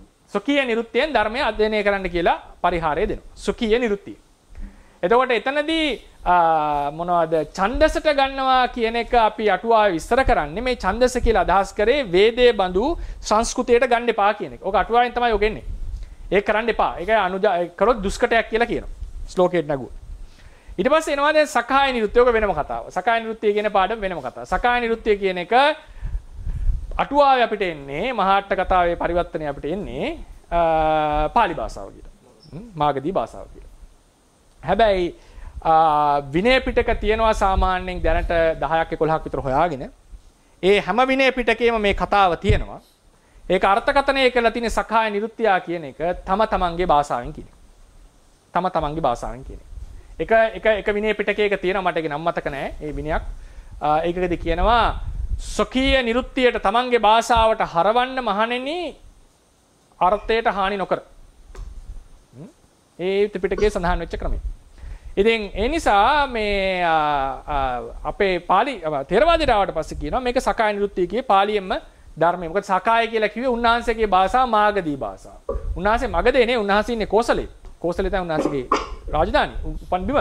කපිලවස්තු තියෙන කොසල් නුවර. ඒකනේ කියන්නේ උජුන් ජනපදෝ නාම හිමවන්තම් හි පබ්බතේ මොනවද ඒ කෝසල නම් ජනපදයක් තියෙනවා කියලා. කෝසලේසු නිවේසිනෝ කියලානේ කියන්නේ කපිලවස්තුව හඳුන්වන්නේ. කොසල් රට තියෙන එකක් කියලානේ. ඒ නිසා උන්වහන්සේගේ භාෂාව කියලා ථේරවාදයේ ඇතුලේ කියන්නේ සකාය නිරුත්තිය කියලා මගධ භාෂාව. මගධ භාෂාව කොහොමද තියෙනවා අර්ධ මාගදී මාගදී කියලා. ඒක ඊට පස්සේ වෙනම ඉතිහාසමය කතාවකට අපි යනවා. ඔක් ගැන අධ්‍යයනය කරන්න ගියාම. ඉතින් ථේරවාදයේ ඇතුලේ තියෙන්නේ මේක පාලිය කියලා. සංස්කෘතට ගන්න එක නෙවෙයි හානිය. ඒ කියන්නේ සංස්කෘතට ගියොත් පිරිහෙනවා කියලා කාටරි අර්ථකථනයක් කරන්න පුළුවන්. ඒ ප්‍රතිෂේධය දැකලා තියෙන්නේ ඡන්දසට නගන්න එපා කියන එක. නිකන් අර ශ්ලෝක වලට ගන්න එපා. කවි වලට වගේ මේක ලියන්න එපා. ඒ කියන්නේ මුළු ත්‍රිපිටකයම ඡන්දසට අරගෙන හරියට උච්චාරණය කරන විදිහට ඒ බ්‍රාහ්මණය කරන විදිහට සකස් කරගන්න තමයි මේකට ඕන උනේ. මොකද ඒක හේතුව ඒ කාලේ තිබිච්ච මේ ප්‍රාකෘත සහ සංස්කෘත කියලා භාෂා දෙකක් තිබුණා. ඒ ප්‍රාකෘත භාෂාවල ගොඩක් වෙලාවට වෙනස් වෙලා තියෙනවා භාෂාව කාලයක් යද්දී.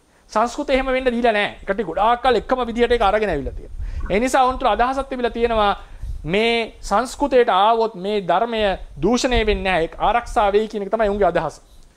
ඉතින් බුදුරජාණන් වහන්සේ තේරුම් ගන්නවා ඒක මගේ පෞද්ගලික අදහසක්. උන්වහන්සේ තේරුම් ගන්නවා මේක එක භාෂාවකින් විශේෂයෙන් අර කියපු සංස්කෘත වගේ අමාරු ව්‍යාකරණයක් තියෙන වෙනම උසස් පැලැන්තියකට හිමි වෙච්ච භාෂාවකට මේක ගත්තොත් මේකේ ප්‍රසාරණය වීම පැතිරීම කියන එක අනිවාර්යෙන් අඩු වෙනවා. ඒ නිසා උන්වහන්සේ කියනවා ස්වකීය නිරුක්තිය මේක හදාරන්නටයි කියලා. එතකොට ස්වකීය නිරුක්තිය කියන එක අද සාමාන්‍යයෙන් කට්ටිය අර්ථකථනය කරන්නේ සමහර බටහිර විගුතු ඒ තම තමන්ගේ නිරුක්තියෙන් තම තමන්ගේ භාෂාවෙන් ධර්මයේ තියාගන්න. තේරවාදය ඇතුලේ අපි ඉන්නවා නෑ මේක පාලියෙන්මයි තියෙන්නට ඕනි කියලා පාලි භාෂාවටම ගෙන්නගෙන තියෙනවා. ඕක තමයි ඔය සංස්කෘත සහ පාලි අතර මේකට තියෙන්නේ. නමුත් සර්වස්තිවාදීන්ගේ හැටියට සංස්කෘතෙන් තමයි ධර්මයේ ලියවිලා තියෙන්නේ. ස්වාමීන් වහන්සේ තෙරුවන් සරණයි. තෙරුවන් සරණයි. ස්වාමීන් වහන්සේ දැන් රහතන් වහන්සේලා පිළිබඳව සමහර රහතන් වහන්සේලා සිව්පිලිසින් ගියාපත් රහතන් වහන්සේලා සමහර රහතන් වහන්සේලා සිව්පිලිසින් ගියාපත් වෙලා නැහැ කියලා තමයි මම දැනට අවබෝධ කරගෙන ඉන්නේ. එතකොට සිව්පිලිසින් ගියාපත් කියලා කිව්වහම ඔය අර්ථය ධර්මයේ නිරුක්තිය ප්‍රතිබාහනේ හරියට නොදැන හරියට සම්පූර්ණ වශයෙන් නොදැනත් සූත්‍ර පිටකේ සූත්‍රයේ වලට අර්ථකථනය කරන්න පුළුවන්ද ස්වාමීන් වහන්සේ? මෙහෙමයි පුළුවන් අර්ථකථනය කරන්න පුළුවන්. අපිටත් දැන් පටිසම්භිදා නැතුව අර්ථකථනය කරන්නේ පුළුවන් අර්ථකථනය කරන්න. ඒ කොච්චර දුර සාර්ථක නැද්ද කියන එක වෙනම කතාවක්. ඒක වෙනම කතාවක්. කොතෙක් දුරට සාර්ථකද නැද්ද කියන එක. ඉතින් මම අර ඉස්සලා කියපු වචනේ ටිකක් සැර වෙන්න පුළුවන්. ඉතින් අර්ථ රහතන් වහන්සේලාට වර්ධින්න බැරිද කියන අදහය මම ගේන්නේ මහාටුවාවේ තියෙන අදහසක් කරා. මහා සීව මහරහතන් වහන්සේ පටිසම්භිදාලාභී ලංකාවේ බිහිවෙච්ච විශිෂ්ට රහතන් වහන්සේලා 7 දෙනාගෙන් එක්කෙනෙක්. ඒක අටුවාවමයි කියන්නේ. මේ තමයි ලංකාවේ බිහිවෙච්ච විශිෂ්ටම රහතන් වහන්සේලා 7 දෙනා. මහා සීව, චිත්තගුත්ත, මලියදේව, බුද්ධ රක්කිත, ඊට පස්සේ ධම්මදින්න ඔන්න 7 දෙනෙක් ඉන්නවා. මේ 7 දෙනාගේ එක්කෙනෙක් මහා සීව මහරහතන් වහන්සේ. උන්වහන්සේ දවසකට පන්ති 8ක් 18ක් කරනවා. ඊට පස්සේ රහතන් වහන්සේලා 30000ක් ඉන්නවා ශිෂ්‍යයෝ. මේ අටුවා කතාව. 30000ක් ඉන්නවා ශිෂ්‍යයෝ. එක රහතන් වහන්සේ කෙනෙක් ඇවිල්ලා තමයි සංවේගී උපදවලා භාවනා කරන්න යවන්නේ. ඊට පස්සේ උන්වහන්සේ ඒ භාවනා කරලා අවසානයේදී රහත් වෙනවා. ඊට පස්සේ කොච්චර කල් ජීවත් වුණාද කියලා විස්තරයක් නැහැ. ඔක්කොම රහතන් වහන්සේලා ඇවිල්ලා වන්දනා කරලා සක්‍රියාපව ඇවිල්ලා උපස්ථාන කරාගෙන තමයි පොතේ දැක්වෙන්නේ. උන්වහන්සේ කියපු අදහස් තියෙනවා. උන්වහන්සේ කියපු අදහස් කීපයක් අටුවාවේ ප්‍රතික්ෂේපිත වෙලා තියෙනවා මහා අටුවාවේ. අටුවාවල. ඒක අපිට හම් වෙන්නේ පාලි අටුවාවේ. ඒකෝට දැන් කෙනෙක්ට කියන්න පුළුවන් පාලි අටුවාවේ ප්‍රතික්ෂේප වුණා කියලා. පාලි අටුවාවේ ලියනවා පරිවර්තනය කරනවා මහා අටුවාවේ කියලා තියෙනවා. මහා අටුවාවේ කියලා තියෙනවා මෙය තෙරුන් වහන්සේගේ මනෝරතයක්. තෙරුන් වහන්සේගේ අදහසක්. මනෝරතයක් කියලා කියන්නේ එයාගේ අදහසක්. මේක පිළිගන්නට බෑ. එතකොට කෙනෙක් ටක් ගාලා කියන්න පුළුවන් එහෙනම් රහත් වෙන්න කලින් කියපු එකක් කියලා. ඉතින් එහෙමනම් උන්වහන්සේගේ යුතුයකම වෙන්න ඕනේ රහත් වෙලා කාලයක් ජීවත් වුණා නම් තේරෙනවානේ මට වැරදුනා යමක් කියලා. මේක හරි ගස්සන්නට ඕනේ. එහෙම හරි ගස්සලා නැහැ. ඉතින් මේ වගේ හේතු සාධ මම මේ ශ්‍රද්ධාවට මේවා කරනවත් මේක නැති කරනවත් නෙමෙයි මේක තමයි මේකේ තියෙන ඇත්ත. මේ සම්ප්‍රදායේ තියෙන ඇත්ත. ඒ නිසා රහතන් වහන්සේ කෙනෙක් කිව් පමණින් කියන එක සාධකයක් නෙවෙයි. ඒ තොරතුරු අපිට දිගටම අනිවාර්යෙන් පිළිගැනීම සඳහා. අපි පිළිගන්න තැන් කීපයක් තියෙනවා. තථාගතයන් වහන්සේගේ වචනය ඒක ගැන වාද නැහැ. ඕක තමයි ථේරවාදීන්ගේ හැටි. 80 මහා ශ්‍රාවකයන්ගේ දේශනාවක් ත්‍රිපිටකාන්තාරගතව පවතී නම් ඒක ගැන වාදයක් නැහැ. ඒ වගේම ත්‍රිපිටක පාළියේහි යම් සූත්‍රයක් සංගීතීකාරකයන් වහන්සේලා විසින් මහා ශ්‍රාවක නොවිච්ච කෙනෙක්ගේ සූත්‍රයක් හරි දාලා තියෙනවා නම් ඒක ගැන වාදයක් නැහැ. ඒවා තර්ක කරන්න මේකත් එක්ක ගැලපෙන්නේ නැහැ මේකත් එක්ක ගැලපෙන්නේ නැහැ කියන එකක් නැහැ. ඒක it becomes a new fundamental. ඒක තවත් තැනක් එක්ක වෙනස් නම් දැන් බුදුරජාණන් වහන්සේ එක තැනක මෙහෙම කියනවා තව තැනක මෙහෙම කියනවා. ඒතකොට කියන්නේ ඒක කරුණු දෙකක්. මේ දෙකම එකතු කරලා තේරුම් ගන්න උත්සාහවත් වෙන්න.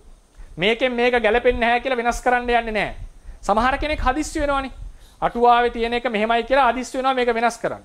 දැන් බුද්ධඝෝසාවත් ඒක කරලා. නමුත් උන්වහන්සේලාගේ කරලා තියෙන්නේ මේක ගැන හාත්පස දැනුමක් ලබාගෙන සම්පූර්ණයෙන් අධ්‍යයනය කරපු කෙනෙක් වශයෙන් ඒක ගැන වාදයකට එමයි නිකන් අපි කතා කිරීමයි කියන එක දෙකක්. ඒකත් අපි මතක තියාගන්න. ඉතින් මම කියන්න හදන්නේ ඔන්න ඔය ටික තමයි ත්‍රිපිටක තේරවාද සම්ප්‍රදායේ චැලෙන්ජ් කරන්න නැති ටික. ඔය ටිකට චැලෙන්ජ් කරපු තැන නැහැ. ඒ ටිකට චැලෙන්ජ් කරපු තැන නැහැ. හැබැයි ඊට මෙහා ස්වාමීන් වහන්සේ කෙනෙක් කියපු අදහසක් සමහර විට උන්වහන්සේ ගැන රහත් කියලා අටුවාවම කියලා තියෙනවා. ඒක අදහලා නැහැ. උන්වහන්සේලා කියපු අදහස් විශේෂයෙන් විශ්ලේෂණයට භාජනය කරලා තියෙනවා. ඒක තමයි සම්ප්‍රදායික ලක්ෂණය.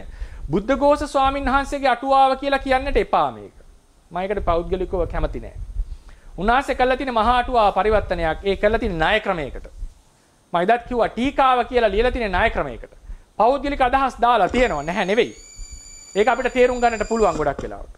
සහ ඒ වගේම ඒ ටීකාචාරින් වහන්සේලා ආපු සම්ප්‍රදාය අදහස කියලා එකක් තියෙනවා. ඒ නිසා ඒක එක පුද්ගලයෙක් විශ්ලේෂණය කරා, විවරණය කරා, ප්‍රතික්ෂේප කරා කියන එකට වඩා අපිට කියන්න වෙන්නේ යම් කිසි ක්‍රමවේදයකට බහලා ඉවැලුවේට් කරලා ඒක විශ්ලේෂණය කිරීම කියන එක තමයි මෙතන සිද්ධ වෙලා තියෙන්නේ.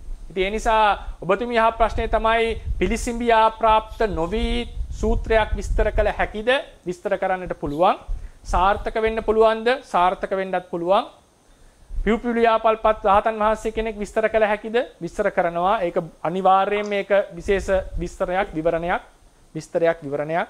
තේරවාද සම්ප්‍රදාය හැටියට කියන්නේ ඒක උන්වහන්සේ හරියට විවරණය කරනවා කියලා. නමුත් මම අර කියපු තැන් ඒ කියපු ඒ සාහිත්‍යයේම දක්වලා තියෙනවා. ඉතින් ඒ නිසා එතනදී අපි ගන්න වෙනවා අටුවාවේ. එතකොට දැන් ඊට පස්සේ ප්‍රශ්නයක් එනවා. කෙනෙක් අහන ප්‍රශ්නේ ඇයි මේක වෙනස් කරේ? එතකොට බුද්ධඝෝෂ සංඝ මේක දන්නේ නැද්ද? ආනන්ද වනරත්න ස්වාමීන් මේක දන්නේ නැද්ද? උන්වහන්සේලා කියලා නැද්ද පටිසම්භිදාලාභින්ගේ අදහස? මහා අටුවාවේ තියෙන වැදගත්කම, පාලි අටුවාවේ තියෙන වැදගත්කම මේව දන්නවා. මේවා ප්‍රකාශ කරලා. දැන් උදාහරණයක් මම කියන්නකෝ මෙහෙම එකක්. රේරුකාණි ස්වාමින් වහන්සේ එක දැනක කියනවා මහා අටුවා මතය බුද්ධ මතය කියලා දෙකක් නෑ විනේ. විනේ දෙකක් නෑ. උන්වහන්සේලා ඒක ඒ සම්ප්‍රදාය හිටපු අය. බලන්න අභිධර්මයේ මූලික කරුණු පොතේ වචී විඤ්ඤාතිය ගැන ලියපු පාඩේ. රේරුකාණි ස්වාමීන් වහන්සේ වචී විඤ්ඤාතිය ගැන ලියපු. අපි ළඟ ඉන්න කෙනෙක්නේ. අපි පැහැදිලිවම දන්නවන්නේ මේ ථේරවාද සම්ප්‍රදායේ හිටපු මහා තෙරවරු කියලා. උන්වහන්සේ කියන්නේ වචී විඤ්ඤාතිය සම්බන්ධයෙන් තියෙන තොරතුරු අටුවා ටීකාවල අවුල් වී ඇත. අටුවා කියලා මතක ඇති. අටුවා ටීකාවල අවුල් වී ගොස් ඇත. මොකද්ද මේ කියලා තියෙන්නේ? මේ තමයි ථේරවාදය. මේක තමයි ථේරවාදීන්ගේ හැටි. ථේරවාදීන් කියන අය තොරතුරු හොයලා විශ්ලේෂණය කරලා නුවණට ගැලපෙනවා නම් විතරයි කතා කරලා තියෙන්නේ. බලන්න බෝධිපාක්ෂික ධර්ම විස්තරයේහි රේරුකාණි ස්වාමීන් වහන්සේගේ කියවන්න පොත් තියෙන අය බලන්න. මං කියන හිත පිළිගන්න එපා. බොජ්ජංග ගැන විස්තරයේදී පස්සද්ධි සම්බොජ්ජංගයේ පිළිබඳව අටුවා විස්තරයක් තියෙනවා. අටුවාවේ කෙසේ කීවද? පස්සද්ධි සම්බොජ්ජංගයේ වැඩිවීමට මේ දේවල් උපකාර වන්නේ, ඉරියාපත පැවැත්වීම උපකාර වන්නේ මෙසේයයි කියලා මම මෙහෙමයි දරන්නේ කියලා ලියනවා. මේ තමයි ථේරවාදීන්ගේ ලක්ෂණය. ඒ නිසා අර අපි එක විදිහකට මම පෞද්ගලිකව දරන එකක් අපි අර ශ්‍රද්ධාව තියෙනෝනේ. ඒක ප්‍රශ්නයක් නෙවෙයි. ශ්‍රද්ධාව නිසානේ අපි මේක අධ්‍යයනය කරන්නේ. ශ්‍රද්ධාව නිසානේ මේ මාර්ගේ යන්නේ. නමුත් අපි විමර්ශන බුද්ධියට විමර්ශන නුවණට ඉඩ දීම තිබිය යුතුයි. ඒක ථේරවාදීන්ගේ තියෙන ඩෙන්ටිටියක්. ඒක නැති කරගන්න හොඳ නැහැ. ථේරවාදීන් කියලා. ථේරවාදය කියන්නේ තියෙන එක විශ්වාස කරන පිරිසක් නෙවෙයි. තියෙන එක විමසලා ගන්න පිරිසක්. කාලාම සූත්‍රයේ කිව්වෙත් ඒකමනේ. කෙනෙක් කියන්න පුළුවන් කාලාම සූත්‍රයේ කිව්වේ බුදුදහමට එකඟ විරුද්ධහම අතහැරලා කියන සූත්‍රයේ පදනම නැති වෙනවනේ.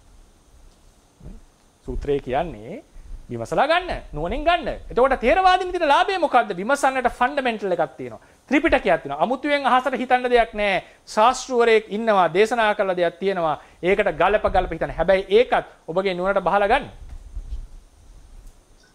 ඒ නිසා ථේරවාද ඩෙන්ටිටි තමයි මේක.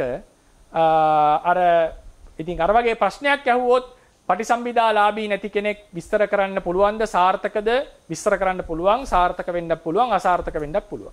පටිසම්භිදාලාභී කෙනෙක් විස්තර කිරීම අසාර්ථක වෙන්න පුළුවන්ද? අපේ සම්ප්‍රදාය හැටියට අසාර්ථක වෙන්න බෑ. අසාර්ථක වෙන්න බෑ.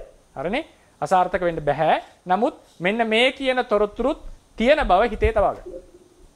එහෙමයි ස්වාමීන් වහන්සේ. බ්‍රහ්මජාල සූත්‍රයේ එහෙම තමයි බුදුහාමුදුරුවෝ දේශනා කළා තියෙන්නේ. හරි. එහෙමයි ස්වාමීන් වහන්සේ.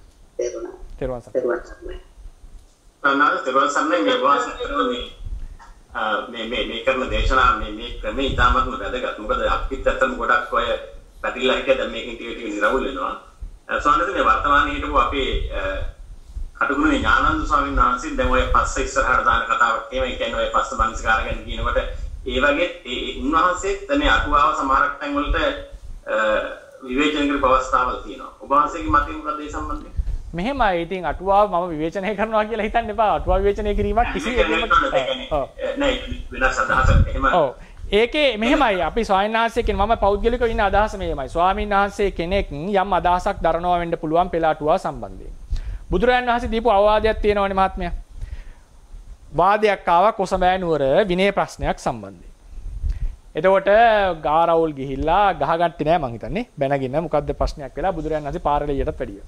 ඊට පස්සේ අන්තිමට දානෙත් හම්බුන්නේ නෑ. මිනිස්සු දාන දෙන එකත් නැවැත්තුවා.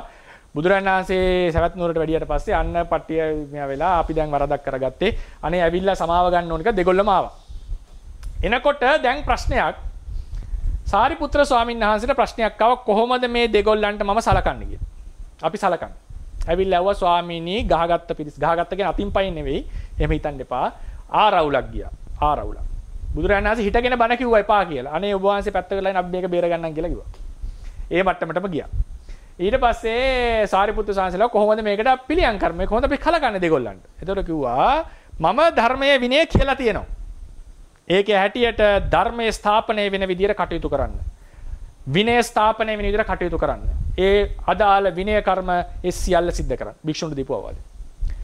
මහා ප්‍රජාපති ගෞතමියත් ආව. ලොකු සිද්ධියක්. මොකද බුදුරජාණන් වහන්සේ පාරිලෙය්‍ය වනයේට යන්න වෙන විදියට වැඩ කරපු පිරිසක් නේද? ඊට පස්සේ ආවා ප්‍රජාපති ගෞතමිය භික්ෂුණීන් වහන්සේ. ආව මොකද්ද කරන්නේ? ප්‍රජාපතිය භික්ෂුන්ට දීපු අවවාදය වෙනස්. ප්‍රජාපතිය දෙගොල්ල ගාවටම යන්න දෙගොල්ලන්ගෙම බණ අහන්න යම් ධර්මයක් ඔබ හිතයි නම් ධර්මය කියලා ඔබට වැටහෙයි නම් ඔබ ධර්මයේ රුචි කරන්න. හරි ධර්මයේ පිහිටන්න. එච්චරයි අවවාද. කොහොමද ඒක ඩිසයිඩ් කරන්න කියලා දීලා නැහැ. මොකද ඉතින් දේශනා කළා තියෙනවානේ. ඒ ධර්මයට බහලා නුවණින් තමන්ගේ නුවණින් විමසලා ගන්න.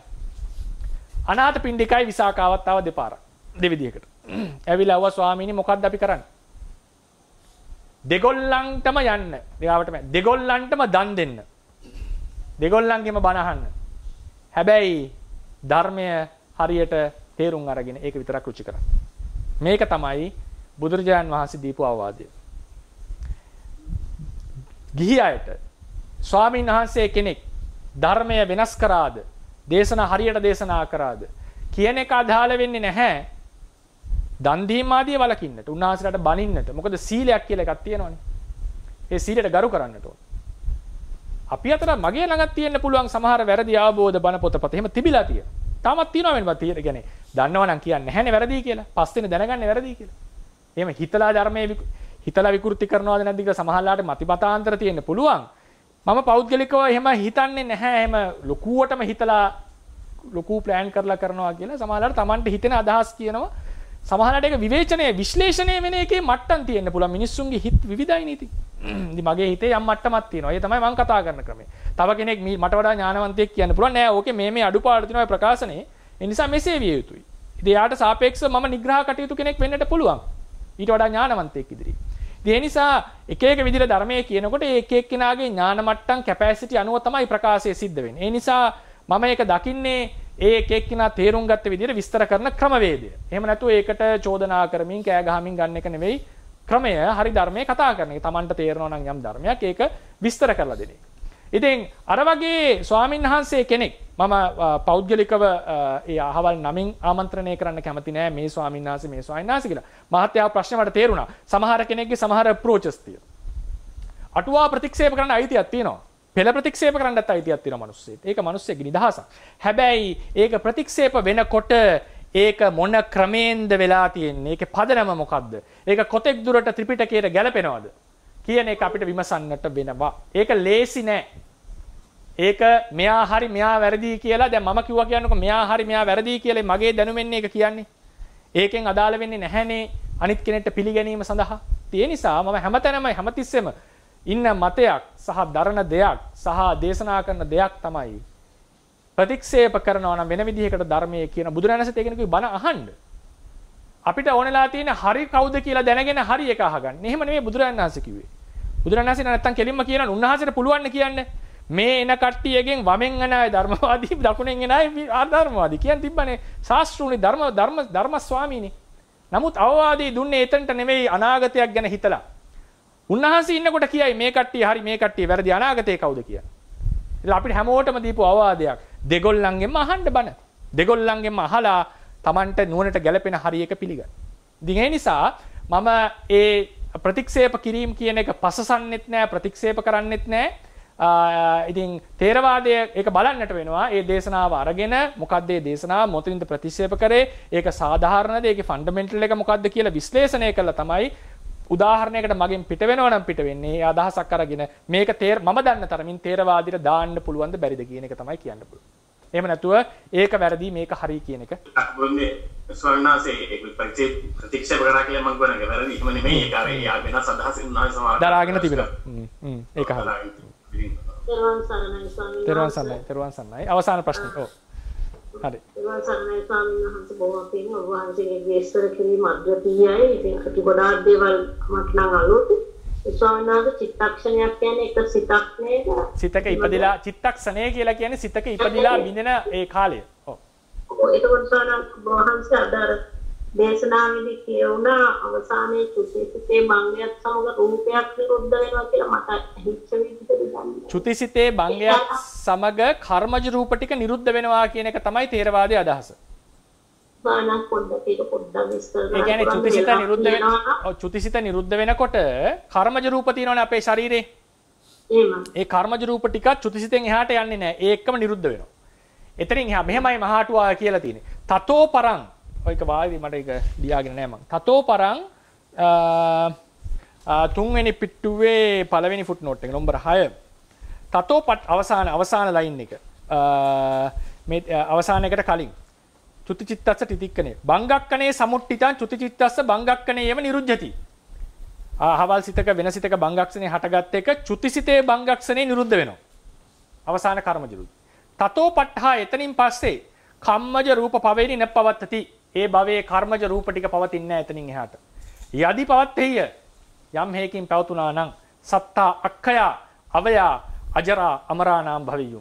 මැරිලත් කර්මජ රූපය තියෙනවා නම් උන්වහන්සේලා කියන්නේ සත්වයෝ නොමරෙන සදාතනික සත්වයෝ බවට පත් වෙයි. ඒ නිසා චුතිසිතත් සමග කර්ම වේගයේ අවසන්නේ භවයට කියන එකයි මේ කියලා තියෙන්නේ. කර්ම වේගයේ අවසන් වෙනකොට නැවත කර්මජ රූප උපදින්නේ. අවසාන කර්මජ රූප ටික තමයි චුතිසිතත් එක්ක නිරුද්ධ වෙන්නේ. සත්වය එතනින් මේ යනවා. ඕමකින් සංඝාත තෙරුවන් සරණයි. හරි. අප්‍රමාදීව ධර්ම ආපෝෂණය. සුපත් වේවා. හරි අපි රැස් කරගන්න තිබුණා වූ ධර්මඥාන භාවනා කුසල සම්භාරයේ ධර්මඥාන භාවනා ඥාන දියුණු කර ගැනීමට හේතු වේවා. බුද්ධ ශාසනයේ චිරස්ථිතිය පිණිසත් මේ කුසලයේ හේතු වේවා කියලා අපි ප්‍රාර්ථනා කරමු. බුද්ධ ශාසනං චිරන් තිට්ඨතු. බුද්ධ ශාසනං චිරන් තිට්ඨතු. බුද්ධ ශාසනං චිරන් තිට්ඨතු. සාදු සාදු සාදු